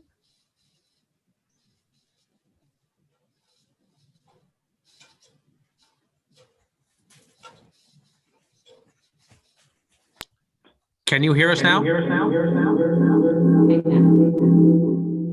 can hear you, but there's feedback. Recognized on the 914 number. Is there any way you could unmute the 914 number? 914-925. The host would like you to unmute your microphone. You can press star 6 to unmute. Just hang on. Can you hear us now? Yes. Yes. Jill, can you hear us? Yeah. Yes. And no feedback. Fabulous. Can you hear us? I'm going to mute myself. We can hear you. All of a sudden, Jill started to echo, so that's why we're cracking up. We apologize. We were trying to log into a turtle phone here, and we were pressing star 9. It wasn't working. So we're on one of the computers in the room. So thank you for having us here this evening. It's good to see so many faces that I recognize. Sorry about the confusion with the phone, but we have a couple of us sitting in the room together, so we thought it would be easier and try not to have that feedback. But we're working off a computer now. That's how you hear us. So I have Darren Scarambella, our General Manager of Electric Operations, is with me tonight, as is a few other folks from Con Edison. That's why we were trying to use our turtle phone to talk to you. So we want to address some issues, what we have found during the storm, and also questions that you might have. But I will start right off the bat because it already came up before I pass the mic over to Darren, is that there's been a lot of questions. I know that you've received them. We continue to receive them about claims. I need to point out to you that we had over 300,000 people without service. So the multitude of claims that we are going through, we are still trying to get through them. So nobody is forgotten. If any specific issues come up, you can always reach out to me or any one of my staff that you know, which is our Regional and Community Affairs group here in Westchester. But I can assure you that it's a very large stack and our staffing is continued to go through it. So people should be hearing from us. It's just going to, we have to ask for a little bit of patience in getting through them. So I'll tell you that right off the bat. With that, I want to hand it over to Darren to talk about what we had seen specifically in the town of Newcastle during the storm. So good evening, all. Can someone just tell me if they see the screen? I've attempted to share it. Yeah, you got thumbs up. Yep, Okay. We're good. We can see the screen. Yep. Excellent. Thank you. Thank you very much. So I'm going to start today's presentation with a summary of our key storm stats, in addition to some other items we're working on to improve our response during future events. Then I'm going to pass it over to my colleague, Ayalton Ramos, who will be reviewing our vegetation management program. And then lastly, Rogers Cannaville will close tonight's presentation with a review of our storm hardening efforts. So if you take a look at the slide, and we can also send you the documents that are shown on the screen separately if you want to distribute to anyone. So if you look at the slide in front of us, it's a summary of the number of customers that were out in your municipality. So you see the 4,620 number. The chart above just shows the restoration by day, but you can also see that information with numbers across the middle of the slide. So for example, on August 4th, right, the actual day of event, we restored 18 customers. You'll see the days where we restored the most, August 6th, 7, 14, August 9th, 989, and so forth, right? Just some data to review as far as key items. Road closures, I'll get a little more into road closures later on in another slide, but we had 59 road closures. Wires down, we had 70 reported by the Muni. Critical customers, 8 critical customers. And just for you to get a feel of some of the damage that we saw in our system, in your municipality, 50 poles damaged, aerial spans of primary 136, primary open wire 354, secondary open wire 352, 233 services damaged, and then 10 switches or fuses, and then lastly, 10 overhead transformers. Moving along to our estimated time of restorations, our ETR performance, right? This just gives you a summary of how many ETRs the customers that were out of power received. So you'll see there 1 ETR. For example, if you scroll over, I like to talk customers, so the third column, right? 1,246 customers that were out received 1 ETR, right? 2 ETRs, 1,242. 3 ETRs, 1,585 customers, and 4 ETRs, 224 customers. We look at the customers in the area of 3 and 4 is clearly an opportunity for us to improve. So we are looking into that, trying to learn from it, and we're hopefully in the future we'll be able to do better in that area. Talking more about road closures. The column to the left lists the day it was reported in our system, all right?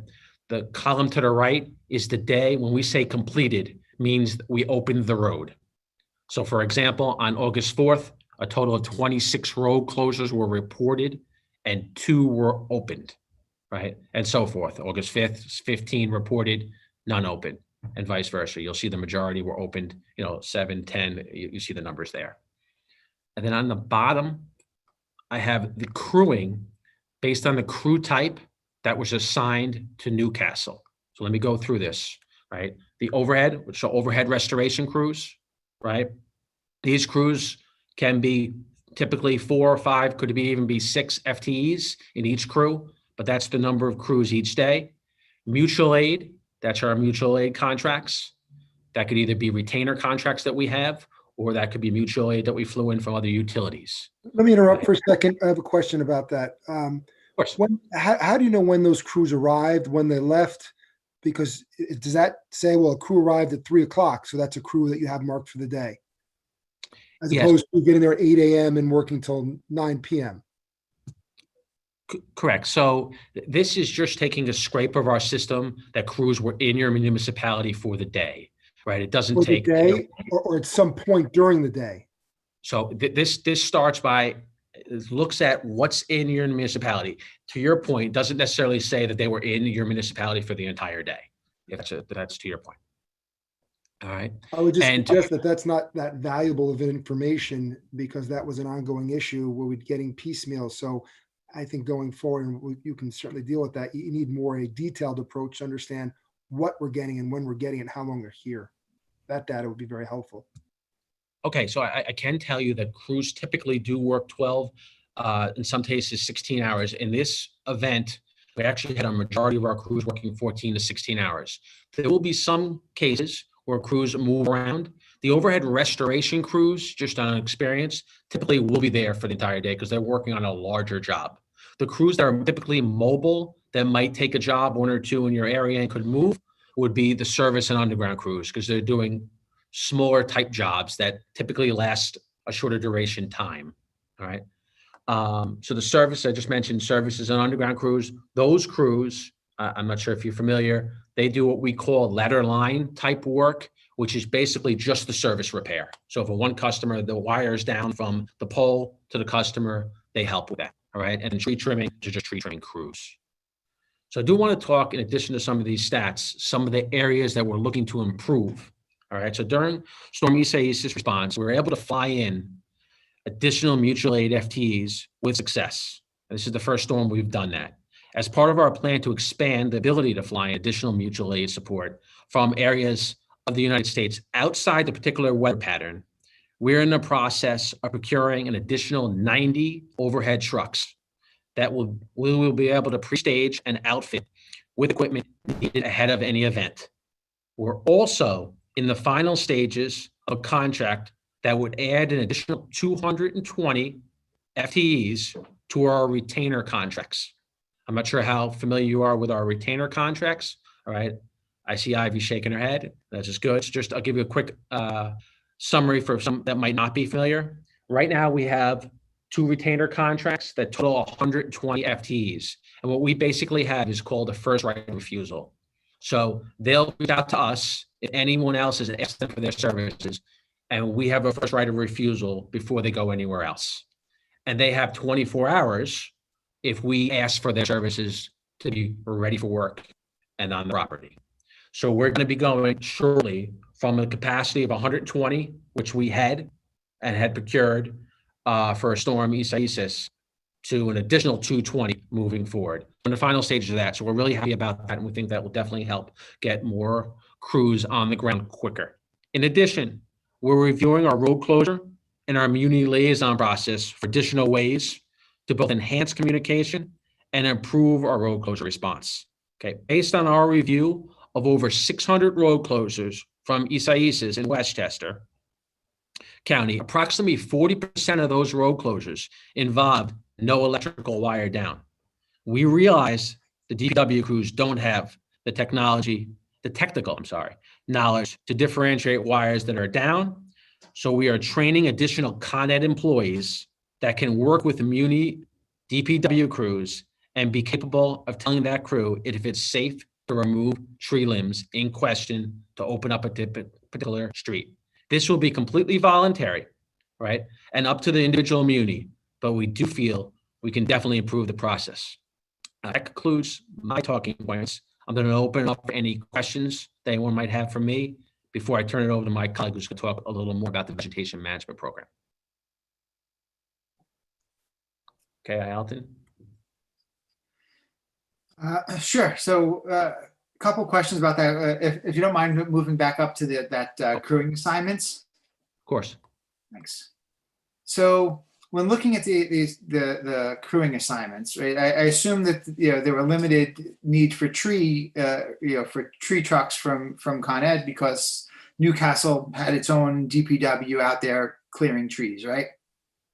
So one of the challenges that I saw was that a lot of the crews. So I spent a ton of time during this 2-week period going from site to site, actually driving myself to see what was going on, and there were tons of times where there would be, and again it was probably a mix of overhead trucks, service trucks, MA. I'm not sure what the MAs were again, but I'm sure there was some of those trucks, and there would be, and I have pictures of it, 7, 8 of those trucks, a good 30 people looking at one item, right? And so I chit-chatted with them a little bit to try to figure out, well, what's going on with the assignments from Con Ed? Why are all of these people standing around one person in a ladder truck watching him kind of poke at one of the transformers at the top of a pole? And so it feels as though I hear all the things that you're trying to do, but there's something going on with the way you're assigning work to optimize how those crews are actually working. Because and it wasn't, there were plenty of times and reasonable where they were spending time, off, lunch breaks, whatever it might be, but these weren't lunch breaks. These were 7 or 8 trucks, in a group where everyone was standing around kind of watching what was going on. Like is there any response from Con Ed as to how work gets doled out to these crews to make sure they're optimized to get work done? Jason, thank you for your comment. So typically you will see mutual aid crews, foreign crews that do typically travel in larger sizes than our Con Edison crews. So I assume you're probably referring to mutual aid crews. The trucks didn't have Con Ed on the side. Typical overhead restoration crew from Con Ed typically is 4 to 5, which will be able to do anything from a pole, tub, et cetera, replacement, where we do see our mutual aid crews come in larger groups. And we typically try not to split them up on a larger job just because of their unfamiliarity with some of our system. But we do recognize that there is some opportunity there for improvement. Got it. In terms of allocating resources, it's a fair statement to say that closely more dense areas get services first because you can get more customers up online quicker. For example, a building that has 50 units, you can get all those done online as opposed to single family homes. That's a fair statement, right? So I can go over. So basically how we plan work is by weighted customer count. All right. So what I mean by weighted customer count, obviously, if a job has 1,000 customers, that's at least 1,000. But if there's also critical customers in that number, they do get assigned an additional higher value, if you will, depending on the criticality. The highest criticality, for example, would be a hospital.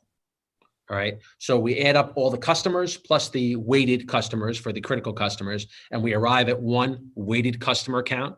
And then we strictly assign work on the evening for the next day, right off weighted customer count, not depending on where they are. All things being equal, an urban area that has denser units is being serviced before a more rural unit, pardon me, a more rural area. All things being equal, correct? I would agree if the damage is the same everywhere, right? So it really goes where the damage is, but I understand your point. I mean, let's be intellectually honest and just state a fact, and we can dance around it if we can, and the evidence bears it out. Newcastle, North Castle, we were the last or one of the last to be serviced on this past storm, and deplorably so. And I said it to Jane, and I'll read something later on, but this is great. These are numbers, super. You're going to fix this. You're going to do that. I think 40% based on your numbers got at least two times for repair. But that aside, it doesn't matter. At some point, we can't be last in line, and that is the routine that we are last in line. And that's a real important question. Certainly, the more servicing folks you have, the better it will be. The more staff you have, the more skilled laborers you have, the better it will be. But if we are going to be the end each time, because you can get more up and running in White Plains or more up and running in New Rochelle or Mount Vernon or Yonkers because it's tighter together and more dense, we will always be the last. And we've been the last routinely. And for a week for us to be here like this and to have this type of treatment and to not be able to get answers from you is, I use the term deplorable. It's unconscionable. So I'd like to know, numbers aside, what are you going to do about Newcastle, North Castle, North County areas that are more spread out, but still have a significant population that is stuck without power for these extended periods of time? Other than getting more people in to service the lines, what are you going to do to make it happen for these communities, specifically ours? So thank you for your comments. I will say one item for this storm, Newcastle, we reached the 95% restoration on Monday night at 8 p.m. For all of Westchester County, we reached it right around 2,300 the same night. So we're pretty much. Those aren't even numbers. Let's be intellectual honest. Those aren't even. If you're looking at, well, if you're using all the numbers in Westchester County at 95%, and a load of them are North Castle and Newcastle, of course, once you finally get those numbers.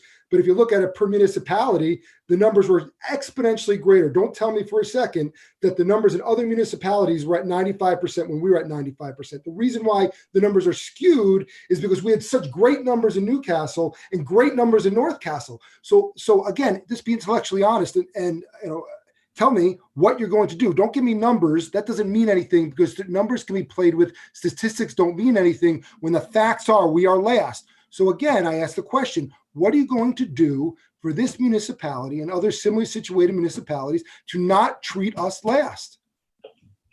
Great. Jeremy, I'd be happy to show you the restoration times for all the municipalities, and I'll add that in the packet that we send back because I don't believe that's factually correct. But I will say for your municipality, we do go by weighted customer count. That is it's in our emergency response procedure, has been filed with the Public Service Commission, and that is how we assign work. I will say that we are doing a lot of efforts to try to bring more FTEs here sooner, which clearly will make it that we respond quicker and more efficiently. Getting more boots on the ground sooner is the key to getting lights on quicker. And we hear you, we want to do that. We're trying everything we can. Just to rename several things, the 90 trucks that we're going to have, will allow us now to fly people in. So we're not going to be competing with nearby utilities for the same mutual aid support. We'll be able to fly people in, right, to use those trucks. We also had a night watch where we used the same truck for 24 hours instead of only using it for 16 hours. Again, being able to fly people in from another weather pattern, so we're not competing with for the same resources with our neighbors, right? I talked to you about the 220 FTEs. We're going to have those boots on the ground first day. That is going to translate to people being restored sooner. But I think maybe what we're getting at, though, is that I think maybe what we're getting at, though, is that our fear is, and it's a reasonable conclusion to draw based on the past storms that we've dealt with, is our fear that 220 additional resources means 220 additional resources placed down county. So I think we want to make sure that there's a plan going forward that takes into account the regional needs of people in Northern Westchester, because we have, like we said, like Jeremy said much better than I can, we have consistently felt like we are the last in line. And so, again, if there's 220 additional resources, how many of those is Con Edison willing to commit will be assigned to Northern Westchester communities? So I'll say it again, in our emergency response procedure, which is filed with the Public Service Commission, we do schedule work weighted customer count of all Westchester County. So if you have extensive damage in Newcastle, you're going to get higher support, but it is by weighted customer count. But clearly when you have more crews, you're going to get further down on that list. So you're going to be able to get the job sooner. And I'm also going to send you the file to show the 95% number for every municipality, because I do feel you might see that there were many municipalities that were restored at 95% level at the same time that Newcastle was. Well, I'm very interested to see those numbers because frankly, I don't believe it. I mean, I participated in the daily calls, and I remember quite clearly that Con Edison was taking victory laps by the call on Sunday when we still had, upwards of 50% of the outages were still out. So, I've expressed to you before that these numbers, I'm a little surprised to see these numbers come back in front of me again, because when I spoke to you, Jane, and to Shakira Wilson, and you presented these numbers to me, I told you that they didn't make any sense. We never had 4,000 customers out in the town of Newcastle. We had 3,000 customers out in the town of Newcastle. So quite frankly, this data, I just don't know what to believe. So, I continue to question where this is coming from. So I will be very interested to see those numbers, those percentages by municipality, because for anyone to suggest that Newcastle got the same level of service that other towns did in Westchester County, that's ridiculous. It's insulting. I'd be happy to see it. I'm not saying you got the same level. I'm saying we plan to work based on weighted customer count. I will tell you, we review that list. There are some municipalities that clearly were at the 95% number before you, but there were many municipalities that reached it at the same day you did. That's my only point I'm trying to make. I want to say one thing, I'll shut my mouth. That 95%, at least for now, I'll shut my mouth. That 95% is again, somewhat irrelevant statistic, because that doesn't tell me, unless you have it, how long were the other municipalities at 89%, 93%? In other words, because at some point they're at 92%. And if we're at 50%, yeah, of course you're going to come to us, or I would think so, to fix us, to get us up to speed. So it's not so much 95 be 95. It's following that trajectory of 10-10, 20-20, 30-30. So if you have those statistics, I'd like to see those. I don't know if they exist. And look, we sat in here because you could have 100% of Newcastle would be out of power, and you're still going to get a bigger bang for your buck fixing the fewer number of people out in White Plains or Yonkers or higher density areas than you are here. And we sat in on every one of those Con Ed municipal calls where that was actually stated. And, everyone's getting restored, and we still had so many people out of power. And no matter what, you were getting a larger percentage, up and running with one fix in higher density areas. So I really think you should be dedicating people, trucks to Newcastle and to Northern Westchester, like Ivy said, because it's great you're going to be getting all these new trucks and people flying in, but if they're not coming here, it's not going to really help us at all. And I also just want to expand on that a bit, because in the past 3 years, 2019, even in 2020, we had a bunch of outages, and we're always here coming back with these numbers. But I'm curious to see what the numbers were reflected in those past storms when, you know, people were out of power for a week, 2 weeks, 15 days, whatever it has been. Because if you're telling us that 220 trucks are coming, I'm not convinced that's going to even be enough, because if perhaps you probably came up with 220 trucks in the last storm. So I'd like to see the historical data as well to kind of understand where you came up with 220 trucks. And just to echo what Ivy and Lisa said, absolutely, like committing a number, a clear crew who will prioritize Newcastle is certainly important at this point of time. Thank you for your comments. All right, so I'm going to turn it over to my colleague Ayalton Ramos, who's going to talk to you about our vegetation management program. You know, one last quick point. I know I made it before. I'm just reiterating because I don't know if it's really sunk in. Your crews, especially those mutual aid crews, were tremendously inefficient in making its way from one incident to the next. Right. You know, even I've spoken with so many of those crews while they were here. Right. I took off work for almost a week to go and figure out what was going on. And I'm telling you, it was massively inefficient. Right? I don't, you know, it is not my expertise to route crews from one place to the other, but there's something missing with the way you were routing crews.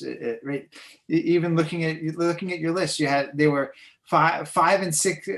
Sorry, there was August 5th and August 6th. There were a ton of crews, and even in your statistics, your graph, like there was nothing. There was no recovery during that period with so many crews, physically here. Right? Look at your August 5th and August 6th. I'm still like Ivy's is somewhat skeptical of those numbers because we did not see over that period of time, quite as many people out, but it was significant. But between August 5th and August 7th, there was no movement in restoring power. I think a lot of that was crews not doing anything. So, I mean, that's feedback for you. All right, thank you, Jason, for your comments. I can tell you on August 5th, as you see, approximately 200 customers were restored. August 6th, 700 customers were restored. And August 7th, 537 were restored. But I understand your comments and thank you for the feedback.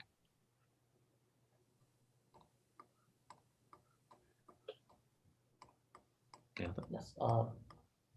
Good evening. Can you get a sound check? Can I be heard? Mm-hmm.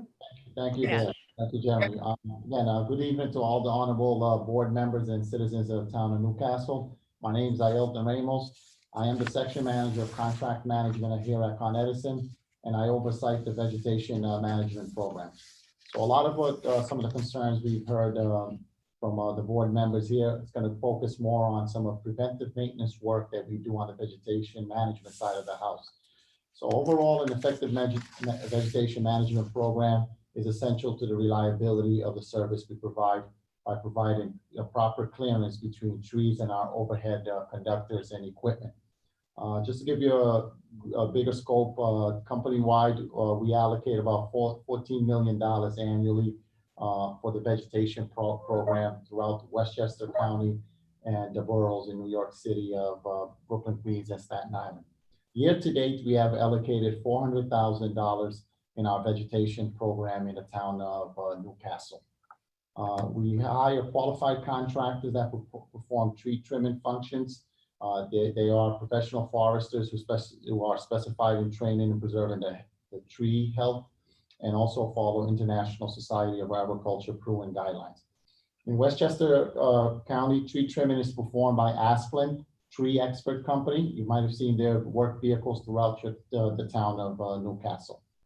So as we mentioned, a lot of it during storm events, We typically run about 60 FTEs, so that makes about 30 crews throughout Westchester County. We're on our Blue Sky events, but during a storm, we do bring on mutual aid to provide us with additional support in response to some of the tree contacts and obviously the restoration efforts.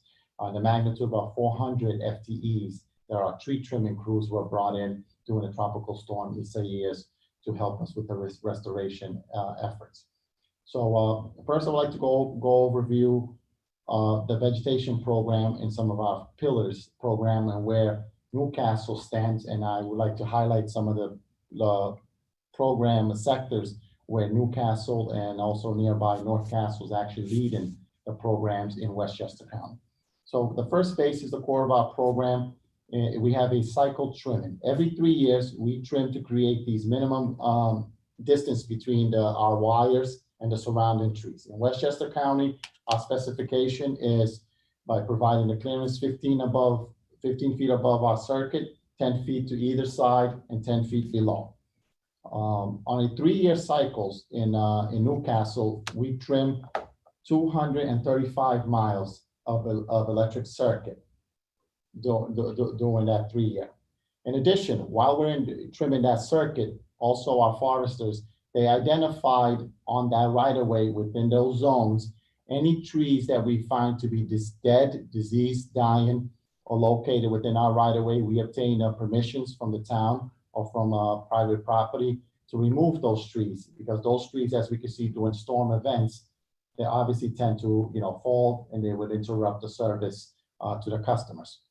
In the 3-year span, we have removed 316 trees off on the right of way, which is one of the top 3 counties tree removals on right of way that we've had in Westchester County. In addition, we also have a workload that comes in via tree toppings. So toppings are often used to reduce the size of a tree that has overgrown. It could be the request from a property owner or from the town to clear interference with our electric wires. And we need to provide a 2 feet clearance between our low voltage secondary wires to the trees that if the property owner or the town chooses to remove. Only 4 trees under this criteria was removed, and which kind of makes a little bit correlation. We have 316 that actually were removed as being dead or diseased. Another population of work that we do on a day-to-day is customer inquiries and investigations. A lot of these tend to be tree on wires that funnels in through our call center, could be come to the Muni and through various outlets. Also, we do have an open DL that we get a lot of customer inquiries. As I mentioned, in a 3-year span, we have received 582 of these inquiries to investigate. About 50% of these interferences tend to be no company wires involved. It tends to be the lower circuits, which are either telecommunication wires, Verizon or cable provider. And we will let the customer know that they need to contact the provider in accordance. And if we find that there is interference on the electrical wires, we trim pole to pole. We will schedule a trimming and response to that. And also now, if the tree is interfering from a pole that goes into the service wire, division of responsibility is to trim within our zone, because anything going into the customer property is the customer's responsibility. But we only ask also if we need to provide a shutdown, that if a customer hires a licensed tree trimming crews to provide that clearance, that we also de-energize this from a safety point of view, and we coordinate that. Can I just interrupt for a moment and just ask a question? You talked about there are tree limbs on wires, and they're not always Con Ed wires. That is true. So has there been any thought about internally taking and contacting your counterpart, either in Verizon or Altice, to have them address this, as opposed to bouncing it back to one of my residents who then has to, go through the waiting game all over again to try to get these trees removed? Everybody assumes it's a Con Ed wire. You're always the first stop, and they wait patiently for you. And however much time has passed, you come up, you show up and say, you know what, sorry, not ours, and you leave. Is there any responsibility, or is there any sort of coordination that Con Ed can institute with Altice and Verizon to be able to internally just sort of pass it along so that we don't have to start with a brand new ticket number for either one of those? And our residents who've been waiting patiently can sort of, jump to the head of the line there? Thank you for your question, Ms. Shapiro. So just to answer this, just take a step back. So one of the things that we do have to provide customer with knowledge about our system on our website, kind of give it a little education about what different types of wires you find on a pole. And just like with the information that we have on the DL, we have a pole of instruction that educates the customers to know the difference between Con Ed's wire and versus a Verizon wire. We will always show up because of safety concern that we don't want to interrupt the service. And once we do show up, we do provide an education, and we're showing them that pole that we have as a tutorial to show you the different types of wires you might see on a pole. In addition to that, we do have a joint group internally, a joint use group between us and Verizon and other inter-utilities as we share the common poles and share division of responsibility that we do share, that we have a customer inquiry that at this location that has raised a concern. To your point, it's not a formalized process where like you could have a ticket, and that's an opportunity that we could work, with Verizon. And I'm sure if you guys had Verizon on the line as well, that would be another concern you could raise with them. Whereas it would be a phone call based on an address or an email. And right now, most of these inquiries that I said, nearly 600 of them in the last 3 years are coming via email, makes it a lot simpler. And usually they come in with a picture and attach it as we request, because then we could educate the customer by showing them where they are on our circuit and where is obviously the lower wires, for safety reasons are going to be your telecommunication wires. As you start going up on a pole, you'll find the electric wires. So we could enhance the process to your point that you're going to have a standardized ticket that you could be able to share this, but we do have a platform, a joint use group between the utilities. I mean, for me, that's this great. is like the biggest, well, one of the biggest takeaways from this particular storm. So, when I think about what are the, things that I learned from this storm, the lack of communication among and between the utilities was something that really negatively impacted our residents. So, people waited a week, or maybe not a week, maybe 4 or 5 days for Con Edison to show up, only to learn that the reason that the wires that were down and the reason for the road closure wasn't a Con Edison reason. It was in fact an Altice reason, or it was a Verizon reason. And it was like the clock just got reset. And so in my mind, and I know this is something that you can't solve on your own and that you have no incentive to solve on your own.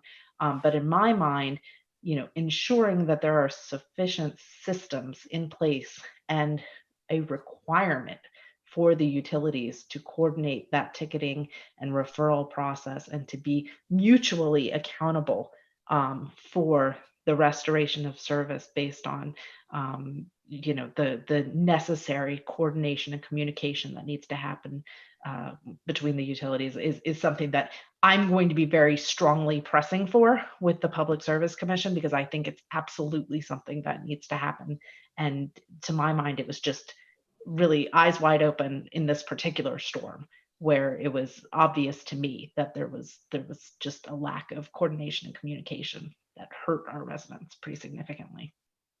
Thank you, Ms. Poole. And one of the points you mentioned there is, us being the first to show on scene, and then to come to find out that the wire that's down or having a road closure incident being a telecommunication. I think my colleague had mentioned also one of the enhancement that we're looking to do is the road closure, as we could have more people out there to make that determination quicker, because that's something that we could open up the streets a lot quicker as we ramp up the resource, to provide those clearance issues. And that is something that we've looked into. I think we're nearly over 600 road closures throughout Westchester County. And we found that there were a bucket of that road closure that was exactly what your point, were telecommunication wires. And those are things that we could expand our internal resources to identify a lot quicker. That may not be some crew that's actually going over there for overhead restoration, but just to provide that guidance back to the town and then to the vendor, being Verizon or telecommunications, to go there and provide the proper clearance. So that is something that we definitely have seen the numbers that we could improve, just that public safety aspect of it, of prioritizing the road closure as soon as possible. I just want to jump in there. Just important one item on the road closures. If we do show up on location, a longstanding practice is, even if there's no company interest, we will, if we can, make the necessary repairs to open up that street because it's deemed a public safety item. So we do not walk away from road closures, even if it doesn't involve any down Con Ed wire. Just want to make sure everyone knows that. So one of our last programs, it's one of the, what I like to call, each storm provides us with an opportunity to be, just lessons learned, lessons applied. If we recall back in 2018 in the spring, we had 2 storms come here back to back, Riley and Quinn. And one of the recommendations that came out of that, with the PSC, is identifying a program to remove hazardous trees that are outside of our right away. So as I mentioned, you have that box, 15 above, 10 by 10 to the side and below. But these could be trees now that could be opposite of our pole line across the street, or could be in somebody's backyard, the size of the tree.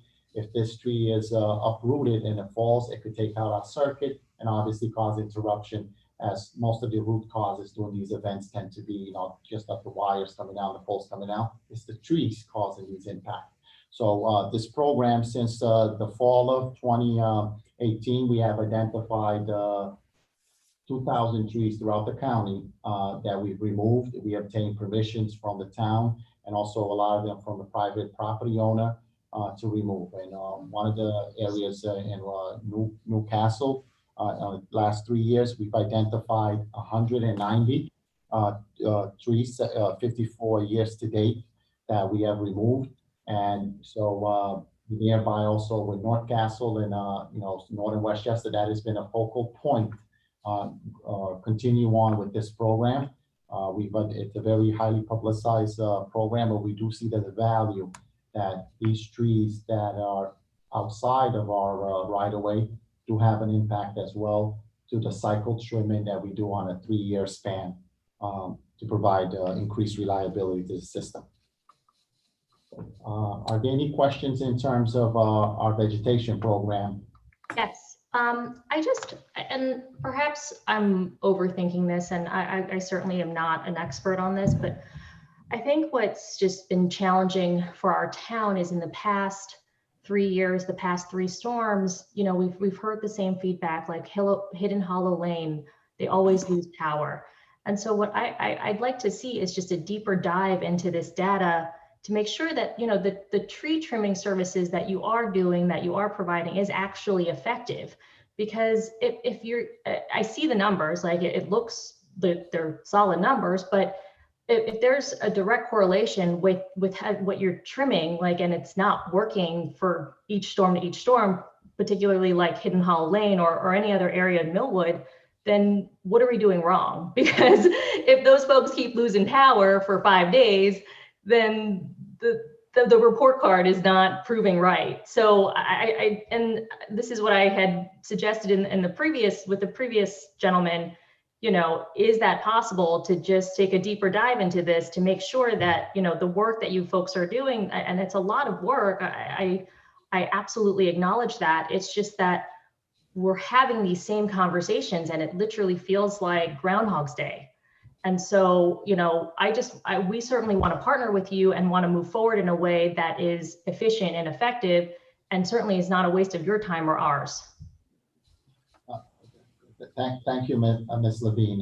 Definitely, we could, dive deeper in that location with the Hidden Hollow Lane, and I could basically go in depth on the program itself that we've done there, and also the quality assurance, because that's the other factor of, we are dealing with contractors that providing this service, and we do have a robust quality assurance to emphasize also growth rates on a 3-year cycle to make sure that we're properly maintaining that clearance.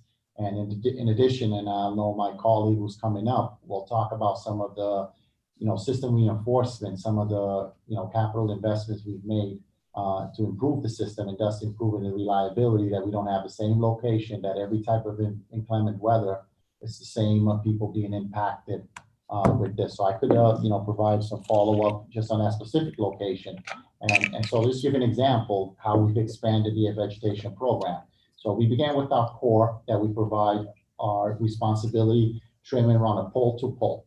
So while we have one of our, chief construction inspector or Con Ed employee oversighting the contractors and their work, we're also looking across the street and we're seeing, is there a hazardous street that maybe a couple of years ago, that program was not defined, that it would turn out to be, we might be inspect compliance and to ensure our reliability based on the mandates of the PSC to provide that clearance. But that tree across the road could come down and we'll take the entire circuit down. And there's some lot of great things that my colleague, Mr. Roger Scanable, is going to provide us with, to mitigate that impact. But I assure you, that we do have another sector of this, the quality assurance, to make sure that the crews that we have out there providing the service is provided within spec. I just have one quick question. I know we want to move forward, but just really quickly, you mentioned that there is a role that individual customers can play, residents can play in notifying you with regard to hazardous trees that are, touching the wires or leaning precariously over the wires. How do they do that? So we have a couple of things. So we have a DL, which is right now, it's been our standard, or most of our customers' inquiries come in with a DL because we've been provide that on our Con Ed webpage.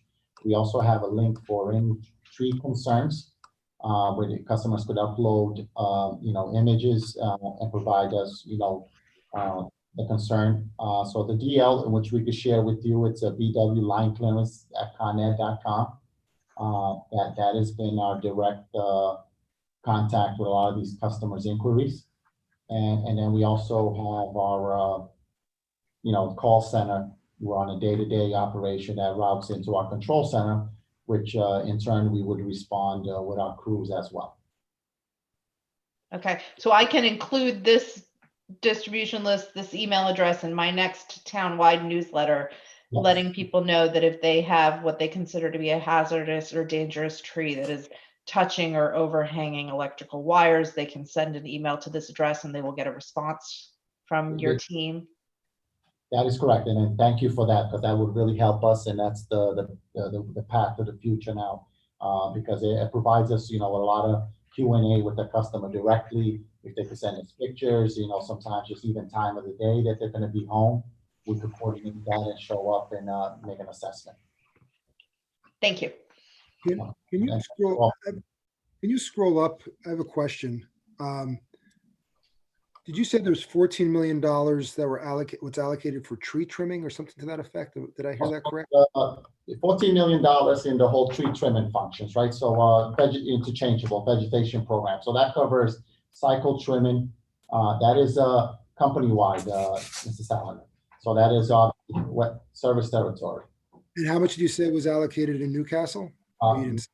Year to date, we've actually have spent $400,000 in Newcastle. So you've out of 14,400,000 for the whole Con Edison coverage, you spent 400,000 of that 14 million in Newcastle? In Newcastle, that is correct. And then I saw something about 25 miles of electric line that you have cleared this year, or am I mistaken? And I'm just curious. Pending. We still have 25 miles pending to be trimmed. So on it, go ahead. And so what out of how many, I'm just curious, how many electrical line miles of electrical line do we have in total? On a 3-year cycle in Newcastle, you have 234 miles. That's what's trimmed. That's what we trim on a 3-year cycle. Right. So my question is, how many miles do we have in total? So that 234 is out of 300 miles, out of 5,000 miles? No, that's the whole circuit. That's all you have. That is the total. Anything, the way I- Primary and secondary. primary and So we secondary. trim every primary and secondary Yeah. line. So that includes the entire circuit through the town of Newcastle. Okay, understood. And then my last question is, any of these numbers that you reflected here, do they include what happened as a result of the last storm? Meaning, if you removed, in 2020, 170 trees, how many of them, if any, were as a result of the storm? In other words, it wasn't proactive. It's, you had a damaged tree, so you had to remove it. Does that include storm numbers? No, these numbers here, these are our preventive maintenance work. These are not storm trees. Obviously, there will be a lot more trees that we remove during the storms. These are the stuff that we're doing preventively to ensure reliability. Thank you very much. Well, thank you everyone for your attention. And with that, I'll pass it to my colleague, Rogers Cannavale. We'll go over some engineering system reinforcement projects. Thank you for your time. Thank you, Ailton, and good evening all. Sound check, can you hear me? Yes, you can hear me. All right, very well. All right, good evening all. My name is Rogers Cannavale, and I'm the department manager for the Bronx Westchester Regional Engineering Team. And this evening I'll present to you on some of the work that we did post Sandy, post Riley Quinn, and some of the work that we also have planned to do between the end of this year and next year as well. So one of the strategies that we employ as part of our storm hardening, that's what the program is called, is the splitting of loops or circuits. So in the Westchester area, they're all non-network overhead circuits. Some of these networks are pretty large from a customer perspective. Some have thousands of customers. So splitting up those loops into smaller loops where you have multiple feeds coming to a same load pocket reduces the impact of any one event on customer outages. So for example, we split the Crow Hill loop and established a new loop called the Meeting House loop. And just from a reference perspective in terms of customer counts, that accounts for. So for the Crow Hill loop, before splitting that loop up, there was 1,753 customers fed up that loop. After the loop split, that circuit was reduced to 873 customers. And the Meeting House loop took on the balance, the 880 customers that were left over. Another strategy is breakaway services. Now, post Sandy, this is still a pilot, and we've since expanded it. So breakaway services, essentially, these are services that we have. There's a device that we attach to the service that connects it to the pole.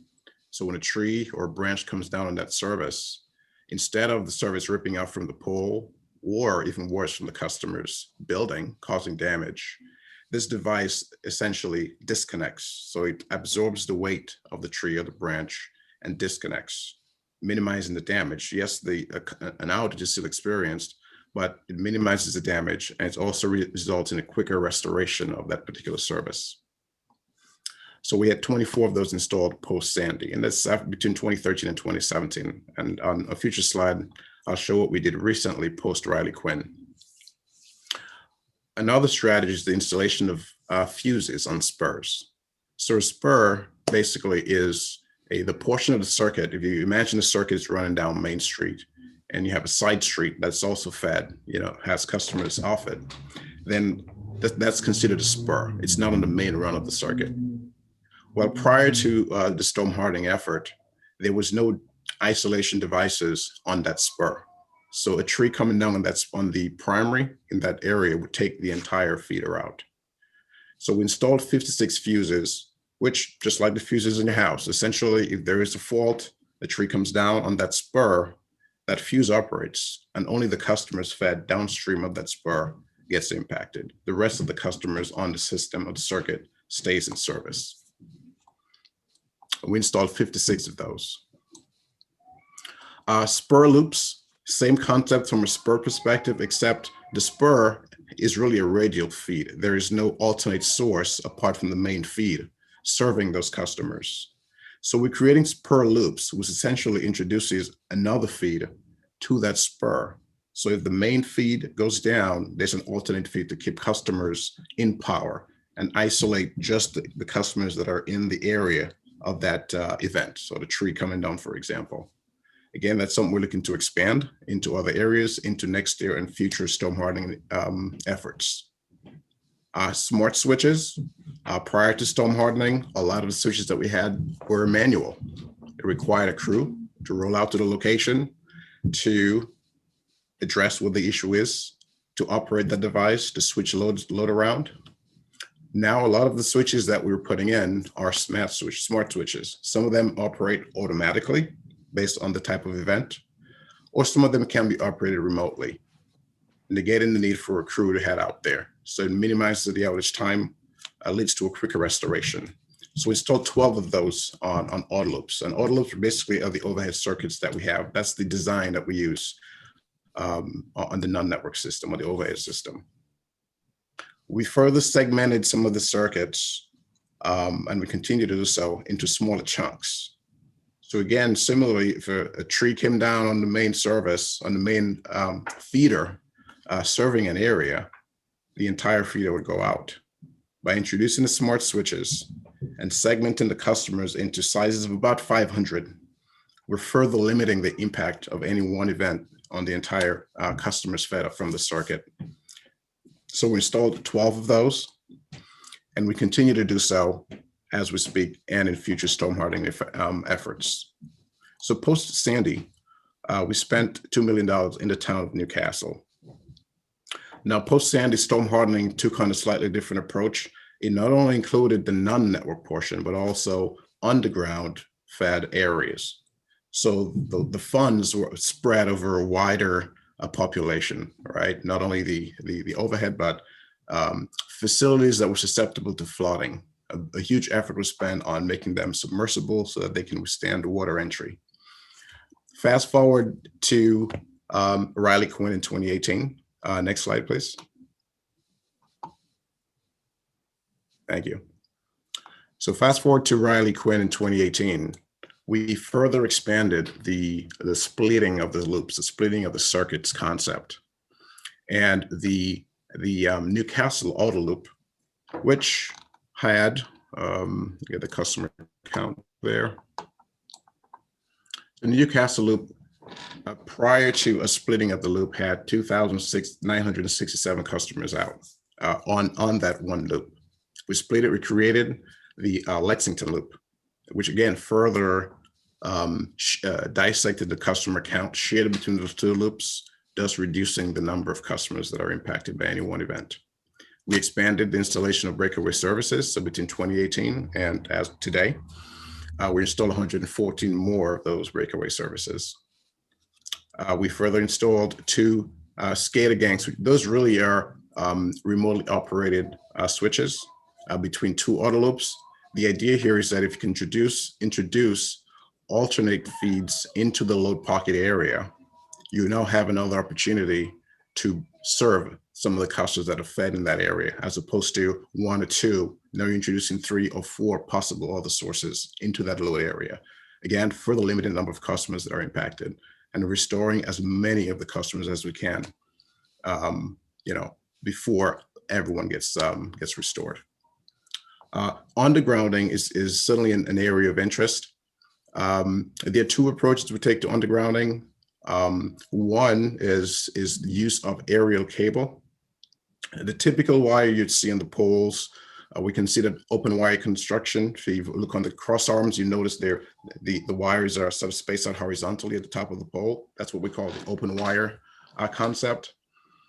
So we're changing those in areas where there is less of customers fed in that general area, that specific area, with aerial cable. Now, aerial cable is traditionally cable that's in the underground system. That's where we normally use it. But it's shown to be very successful at withstanding contact by trees, contact by branches during inclement weather. It actually performs pretty good.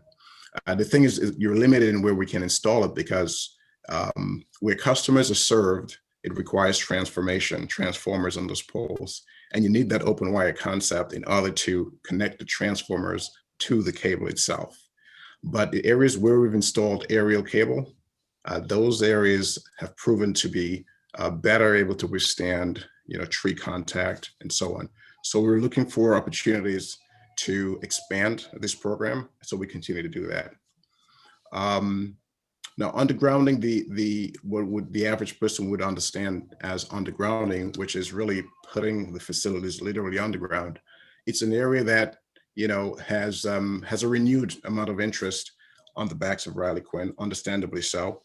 That is a very expensive option, certainly one that requires a lot more conversation, partnership with the other utilities, the telecommunication utilities, certainly getting the PSC involved and the customers as well, because it's a very expensive venture to go wholesale underground. We're strategically installing an underground or going underground in some areas where there is a lot of tree presence, so that the threat is there. The customers that are served off it, there's a population there. So spending that amount of money, and which we estimate to be about $8 million per mile. So it's a very expensive option. Typically, where the average customer is looking for underground to be installed, it's in front of their residence. But in doing the analysis, that isn't where the most value is in undergrounding. Actually, undergrounding usually happens in areas that are not really visible to the customer. It's not right in front of their house, because the area that we installed it in is an area where there's a lot of susceptibility to tree contact, right? So very strategically, we're approaching that. Wholesale undergrounding have to be part of a much larger conversation. So from 2018 to 2020, the last 2 years, we spent $3.4 million on storm hardening efforts, some of which I just went through. Next slide, please.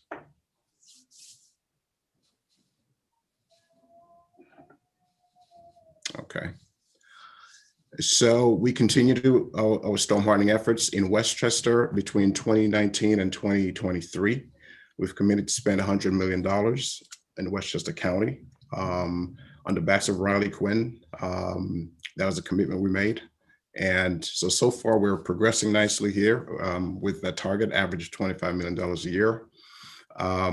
Significant amount of work is ongoing and a lot more to come still. I mentioned aerial cable earlier.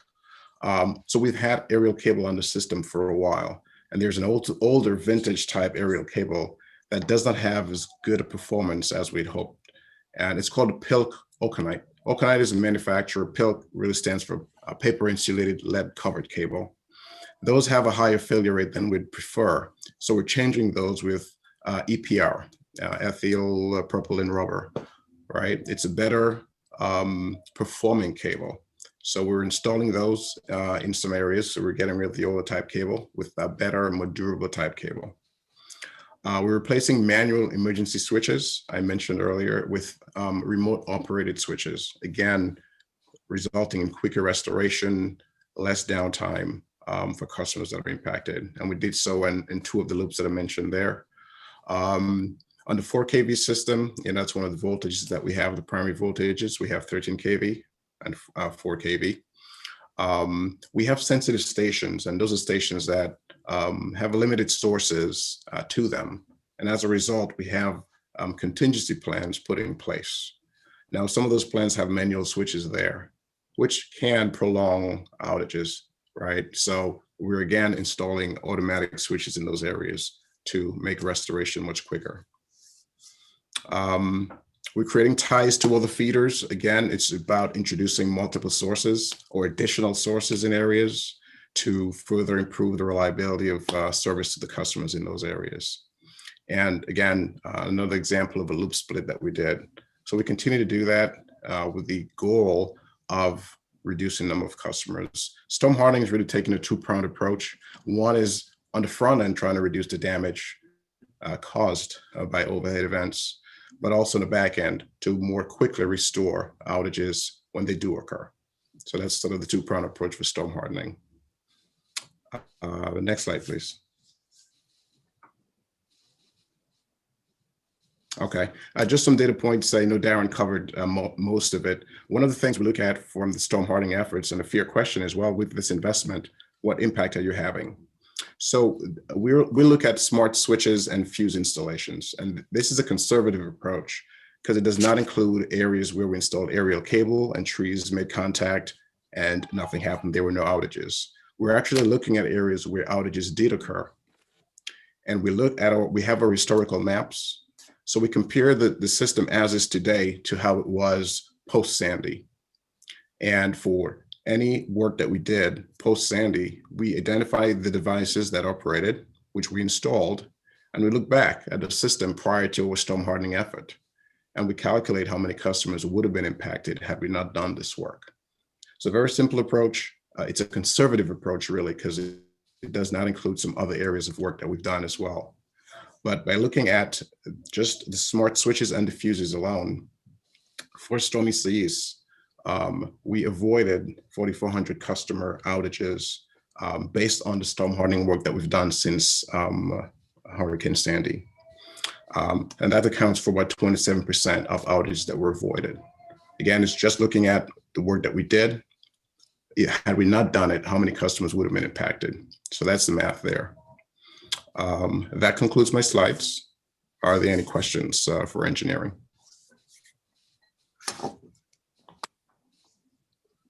Too far above my pay grade. I don't know anything about it. So, so just a little bit off topic, but we have a project, a Millwood Recreation Field where we're going to need some overhead engineering help. Who would be our contact person? Well, you can certainly start with me, and I can guide you to the right person internally. Yeah, could you? Yeah, do you want to just email me? That would sure, be good. I can do that. Yes, I will do. My email address is initial J and then Shapiro, SHAPIRO at mynewcastle.org. And if you could just send me your contact information, that would be great. Will do. So much. Great. You got it. Can I ask you sort of a your presentation was very technical, and so I'm going to ask you sort of a take you back to a much simpler question. Okay. So forgive me if this is a dumb question, but I like to ask dumb questions because it educates me. Okay.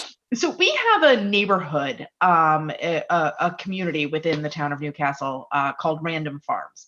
And Random Farms has their wires buried, right? And a lot of other neighborhoods, of course, are interested in learning more or the possibility of ever burying their wires. And I know that you guys get a lot of, and you spoke to this, get a lot of inquiries about how can we go about burying our wires? Can Con Edison bury the wires, et cetera? But this is sort of the reverse question, which is that they lost power and they lost it for a really long time. I mean, they were, and there were no, no wires that were down, no poles that had come down, all of these things that were impacting most of the neighborhoods in town weren't impacting the residents of Random Farms. And so I know you don't have the information in front of you to respond to what happened in that particular neighborhood. But can you explain maybe just sort of why you think that might have occurred? Sure, I have a theory. So years ago, the method we installed cable, the method we used to install cable was the direct buried method. Essentially, you dug a trench and you buried the cable in that trench, not in the conduit, just really. I was going to say no conduit. Wow. Okay. Correct, no conduit. Those, of course, are susceptible to the weather, right? Over the years, corrosion takes place, the neutral breaks, the integrity of the cable essentially gets lost over time. So we do have a program called the Direct Buried Cable Program that we are sort of targeting the worst performing systems. So we call these underground residential developments. I think that's what you're speaking to there. And we have a program targeting direct buried cable in those developments, of course, with the worst performing to the best. That's how we prioritize it. So that may be what's occurring there, if I were to guess, without looking at the information. But that's a very likely possibility. Because they actually told us that it's only half the neighborhood that is more susceptible to outages than the other half. and they were completely befuddled as to why that would be. But this actually makes sense. How do we get them on a list? Seriously, I have the name, and I will take a look to see the performance, the outage history in that area. That's that would be great. Thank you so much. very much. One Well, other. this was great. Yay. Did we reach the end of the presentation? Yes, for me, yes. This Okay. is the last slides. Yes. So it's late in the night, but we do have some folks who are still with us. I want to give, if anybody from the public has a question that they would like to pose to our Con Ed panelists. Ivy, there are 2 comments that they in the chat to all the panelists. Okay, great. You know what? I have a raised hand, Pam. So can we take Marie Short? Yep. And then we'll do the comments that came in over chat. Thanks. Marie, unmute yourself. Yep, I pressed that. Can you hear me? We can hear you. Hi, Marie. We hear you. Hi, how are you guys? So I just had a couple of questions. There's really more comments. I wanted to reinforce what Lawrence said about the tree removal. I live at the end of a cul-de-sac, and Con Ed had come a little while ago, before the storm, many months before, and removed 4 trees from my property. And yet the trees that knocked down the wires that took out my neighborhood for over a week had never been cut down. And I think anybody could have told you that those trees needed to come down.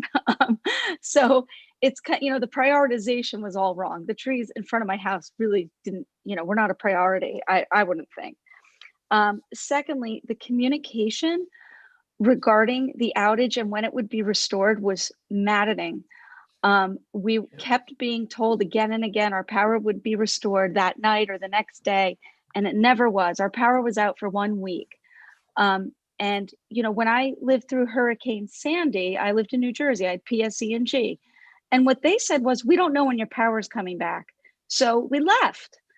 And if I'd known it would be a week in hot weather in August, we just would have changed our vacation and just gone to the beach at a different time. And we would look back at it differently. And, we look at Hurricane Sandy was actually in some ways a fun time for us because we just left and made it fun. So that sort of, we felt kind of lied to and disrespected just because it just kept changing again and again. And there was never an apology, we're sorry. And this was, through that text messaging system. Yep. And so it was just utterly maddening. And then when we finally did get a truck come to fix it, I would like Con Ed to please talk with who they're using, because those trucks had large political banners, which is completely inappropriate in my view, and seemed to accidentally on purpose destroy a sign in front of my house that was probably antithetical to the large banner they had on the back of their truck. So there were many things along the way that I feel could have been done better, and would really like to see improvement on all 3 of those things I just mentioned. Okay, thank you for your comments. First, on the ETRs, we do recognize that we have an opportunity to improve here. When I did give the summaries, I did mention a number of customers that received 3 and 4 ETRs, and that clearly is an area we're focused on. We're working on some improvements. Obviously, once we finalize, we'll definitely be willing to share that with you, but we definitely identify that as an area of improvement. As far as the political banners that you mentioned, as I believe we did bring mutual aid crews in from many places around the United States. We know a couple of these issues were reported to us. We did address it when they were reported. We apologize for that. And if it does happen in the future, please use the 1-800 number, use any means to contact us, and we will address it moving forward. Thank you.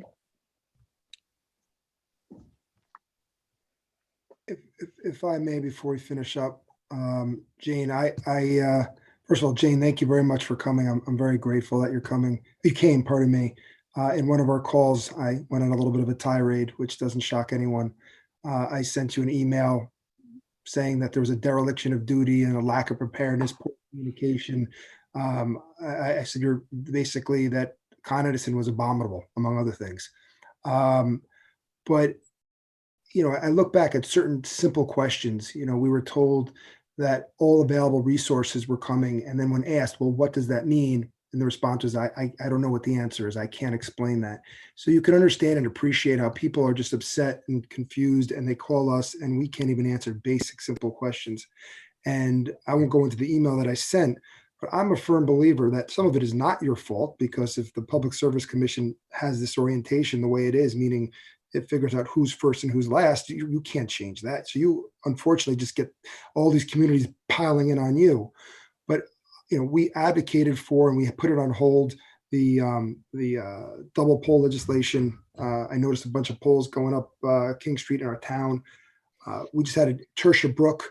I don't think the wires underneath were not shut off, if I'm not mistaken, or something. There was an issue. So, luckily we could wait and no one got hurt, but there's constantly issues. And I asked council to say, what are we not preempted for in terms of local legislators? Because I'm a nobody, we're small fries, but what can municipalities do? And he's looking into it to see what we can legislate in all these municipalities so we can actually have a voice. Because if we actually make threats, and I use that term very loosely, but to enforce our rights, then Con Edison comes, and then Con Edison wants to be involved. But it's just unfortunate, because I know, and and it's not directly your fault, certainly at all, but we're going to be in the same place next storm. Newcastle's going to be last, or towards the last. That 95% doesn't mean that 89% wasn't done in another municipality first. So I just would like to think that there needs to be a solution, because otherwise we all have to act together and figure out what we can do to hold a Con Edison accountable. But that doesn't help anyone. But at some point, again, just asking to be nice, we're still last. So thank you for coming. I appreciate it sincerely. You didn't have to come here, and certainly other providers didn't come here. So I'm sincerely grateful. So thank you. You're welcome. Thank you, Jeremy. Your comments are duly noted. I will say we are looking to improve. We acknowledge we want to improve.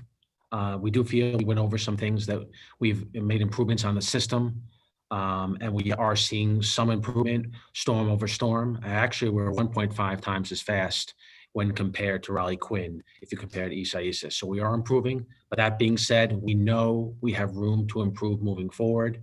Went over a lot of the objectives, both stuff we're doing Blue Sky Day with the crews that we're bringing in. We are trying, we want to work with you, and we are trying to get better. And I think we also want to take and reassure you that we're going to continue to do this, because as we all know, the storms that have hit us in these past few years.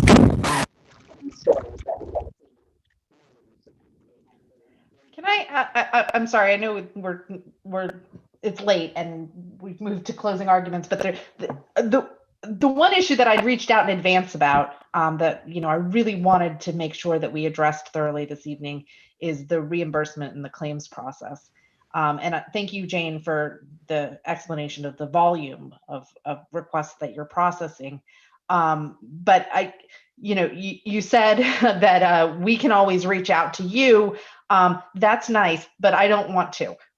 So I would rather have the residents reach out to someone. So who can I tell them to reach out to? Because right now they reach out to me, and I really don't want to play that, customer service representative for Con Ed role ever. But especially now in the aftermath of the storm. So is there somebody I can what contact information can I share in the townwide newsletter tomorrow for 6,500 residents to see as to who they can contact?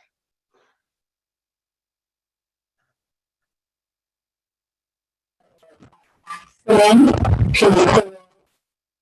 1-800 number, and the customer service person who answers the phone will be able to tell them. The ones that are going to have more of a problem on getting a response, I will tell you right now, are those who mailed them in. Those are the ones that are having the greatest delay.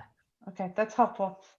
And okay, I mean, people are saying they can't get through to anybody, they can't get an answer, but I will give them that information. And then the other half is, I understand the explanation with regard to you've got a lot that you're trying to process and the mailed in ones are taking even longer, but we've got a lot of people who submitted their claims, their reimbursement forms, and they provided all of the documents that were requested, including the receipts and including pictures of spoiled food. And I mean, people have shown me the things that they sent. It's remarkable. Somebody set up a Google Drive with 70 different pictures of food. So I know that these things are really thoroughly documented and they've submitted, but then they're only getting a partial reimbursement. They're only getting, it seems like a lot of people seem to be getting the number $235. I don't know why that number, but it's a partial, not a full reimbursement. What do we do with those? Okay, so anybody who does not have a receipt, that is the amount that they will receive. The 235 is the amount they'll receive if they do not have receipts. If they have receipts, they can, and this, I apologize, I can't quote the number. It's 500 and I think it's about 540. I don't quote me on that number. Yeah. I can get back to you. Those have to have receipts for them. And that can be for either food or for prescription medication. And so if they only received the 235, despite the fact that they submitted all of the appropriate documentation, how do they appeal that? So you can send it to me and I. Okay, again, I don't want to tell the residents to contact me. We're not talking about one or two people. We're talking about a lot of people. So what do they do? They can call our customer service line and say that they want it reviewed. Okay.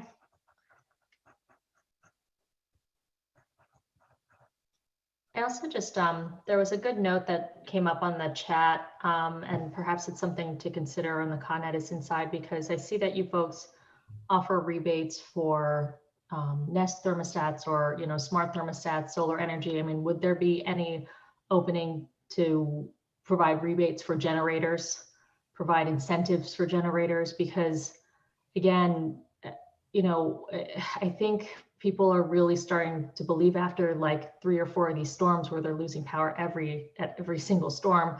I think their only, real assurances is getting a generator at this point. That is something that can be discussed at this point. There is no rebates for generators. So there's no open to listen on that. There's nothing in the plans right now. I will tell you that we are continually looking at many issues, and ways to incentivize people. But at this point, there is nothing firm about doing anything with generators that I can share with you at this time. Okay.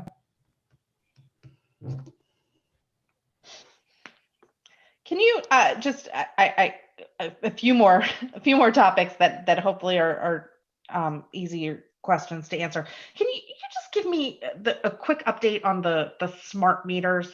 And the question that we received from a resident is with regard to the smart meter, do they still need to send an out text to your outage texting service, or call it in versus on your 1-800 number if they have a smart meter? Yeah, so high level, we'd be happy to get you more information, but high level, we're about 99% done with the deployment of smart meters in Westchester. If a smart meter does send what's called a last gasp, and it'll send a message to us, so we do recognize when your power is out. As a good practice, customer can always call, but we do get information from that meter when the customer is out. And we have the ability to ping that meter to see when it's been restored or if it's still out.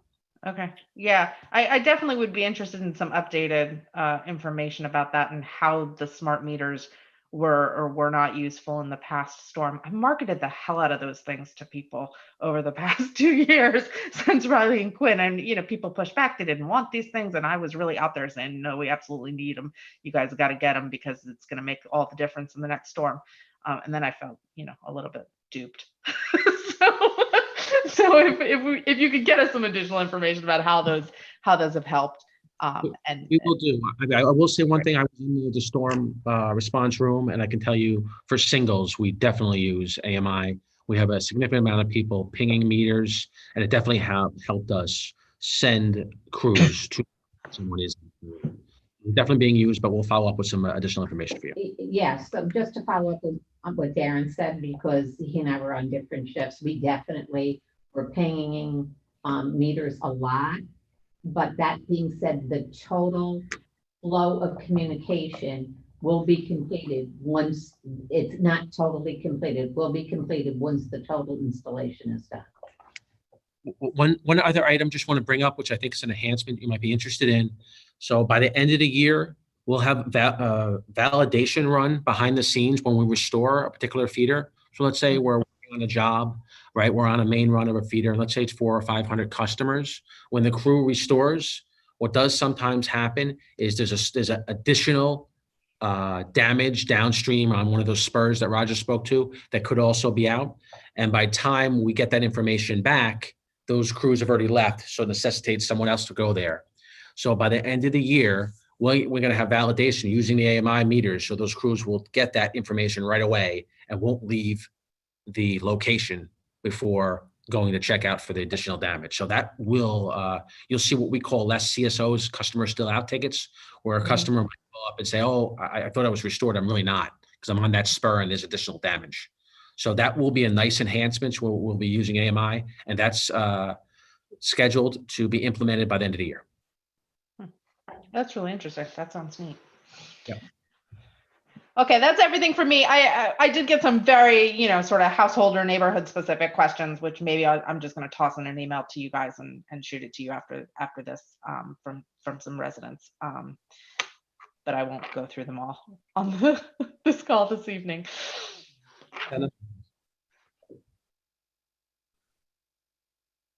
Did anyone else from the town board or on the? Oh. Is everybody frozen? No.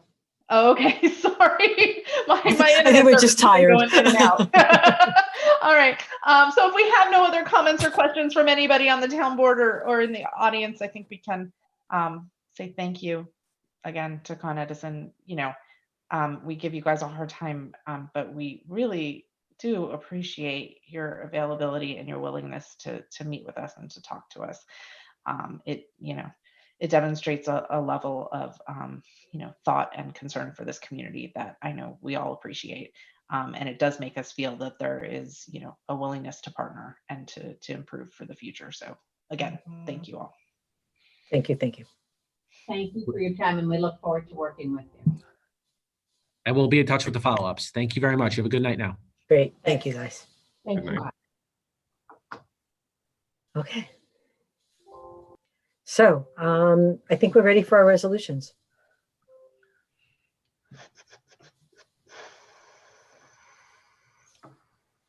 Anybody have them? Yes, I think I do. Thank you. All right, this is the right one. I move to approve the payment of claims of the amount of $185,371.66 listed on the summary pre-check writing report and detailed voucher detail report, each prepared on October 9th, 2020. Checks will be issued and mailed to each claimant listed on Wednesday, October 14th, 2020. Second. All in favor? Aye. Aye.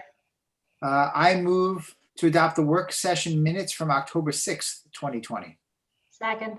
All in favor? Aye.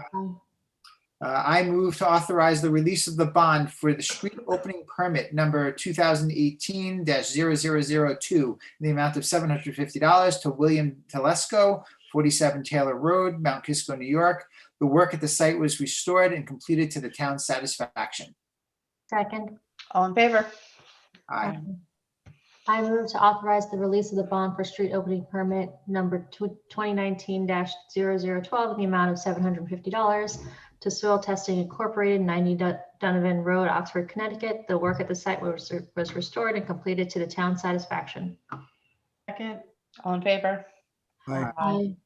I move to authorize the release of the bond for street opening permit 2019-0013 in the amount of $750 to Soil Testing Incorporated, 90 Donovan Road, Oxford, Connecticut. The work was at the site was restored and completed to the town's satisfaction. Second. All in favor? Aye.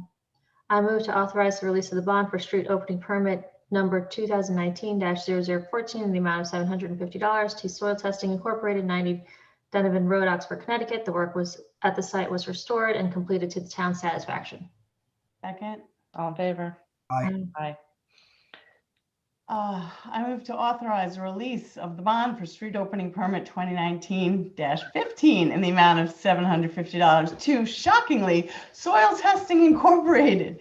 The work at the site was restored and completed to the town's satisfaction. Second. All in favor? Aye. I move that in accordance with Article 57A of the Town of Newcastle, of the retention disposal schedule for New York local government records issued pursuant to 57A of the Arts and Cultural Affairs Law, only those records will be disposed of that are described in retention and disposition schedule for New York local government records after they've met the minimum retention period described therein. B, only those records will be disposed of that do not have sufficient administrative, fiscal, legal, or historical value to merit retention beyond established legal minimum periods. Second. All in favor? Aye. And I move to authorize the issuance of a 100% refund of the renewal fee in the amount of $67 made out to Joseph Gellert on Hitching Post Lane in Chappaqua, as well as a certificate of occupancy application fee in the amount of $50 made out to William Spade for a total reimbursement cost of $117. Second. All in favor? Aye. I move to adopt the following resolution to close out the 2012 Community Center Window Replacement Capital Project.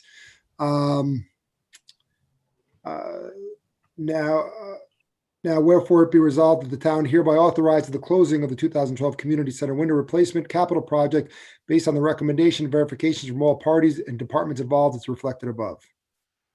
Second. All in favor? Aye. Aye. I move. Should I go? Keep on going? Yes, keep going. I just lost it. Is it budget? 11. 7. I move to adopt the following resolution to close out the LED streetlight fixture replacement capital project. Whereas the controller, Robert Deary, now therefore be resolved that the town board hereby authorizes the closing of the LED streetlight fixture replacement capital project based on the recommendation verification from all parties and departments involved as reflected above. Second. All in favor? Aye. I move to authorize the change order number 1 from Land Associates, 252 Main Street, Goshen, New York, for the total amount of $2,100, which is required for the establishment of the southern property line between Millwood Park property and the property of 235 Sawmill River Road. Second. All in favor? Aye. Aye. I move to accept the proposal from Quest Environmental Solutions and Technologies in Wappinger Falls, New York, for asbestos abatement and air monitoring services at the community center on Center Street, Chappaqua, New York, for the total amount of $3,420 plus a 20% contingency in the amount of $684, which totals $4,110. Second. All in favor? Aye. Do you want me to go, Jason? Sure. I move to authorize the change of title from Maria role from part-time receptionist to recreation attendant 0270-05 at the same rate of pay. Second. All in favor? Aye. I move to authorize the hiring of Toby Berman for the position of recreation attendant 0270-05 within the Recreation and Parks Department Arts Center at the rate of $13 per hour effective October 14, 2020. Second. All in favor? Aye. Aye.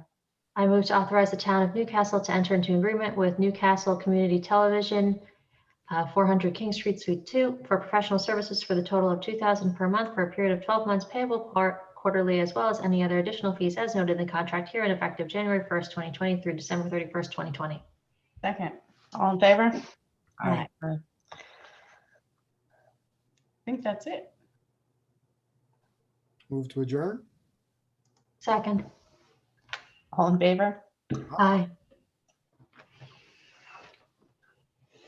All right, I am stopping the recording.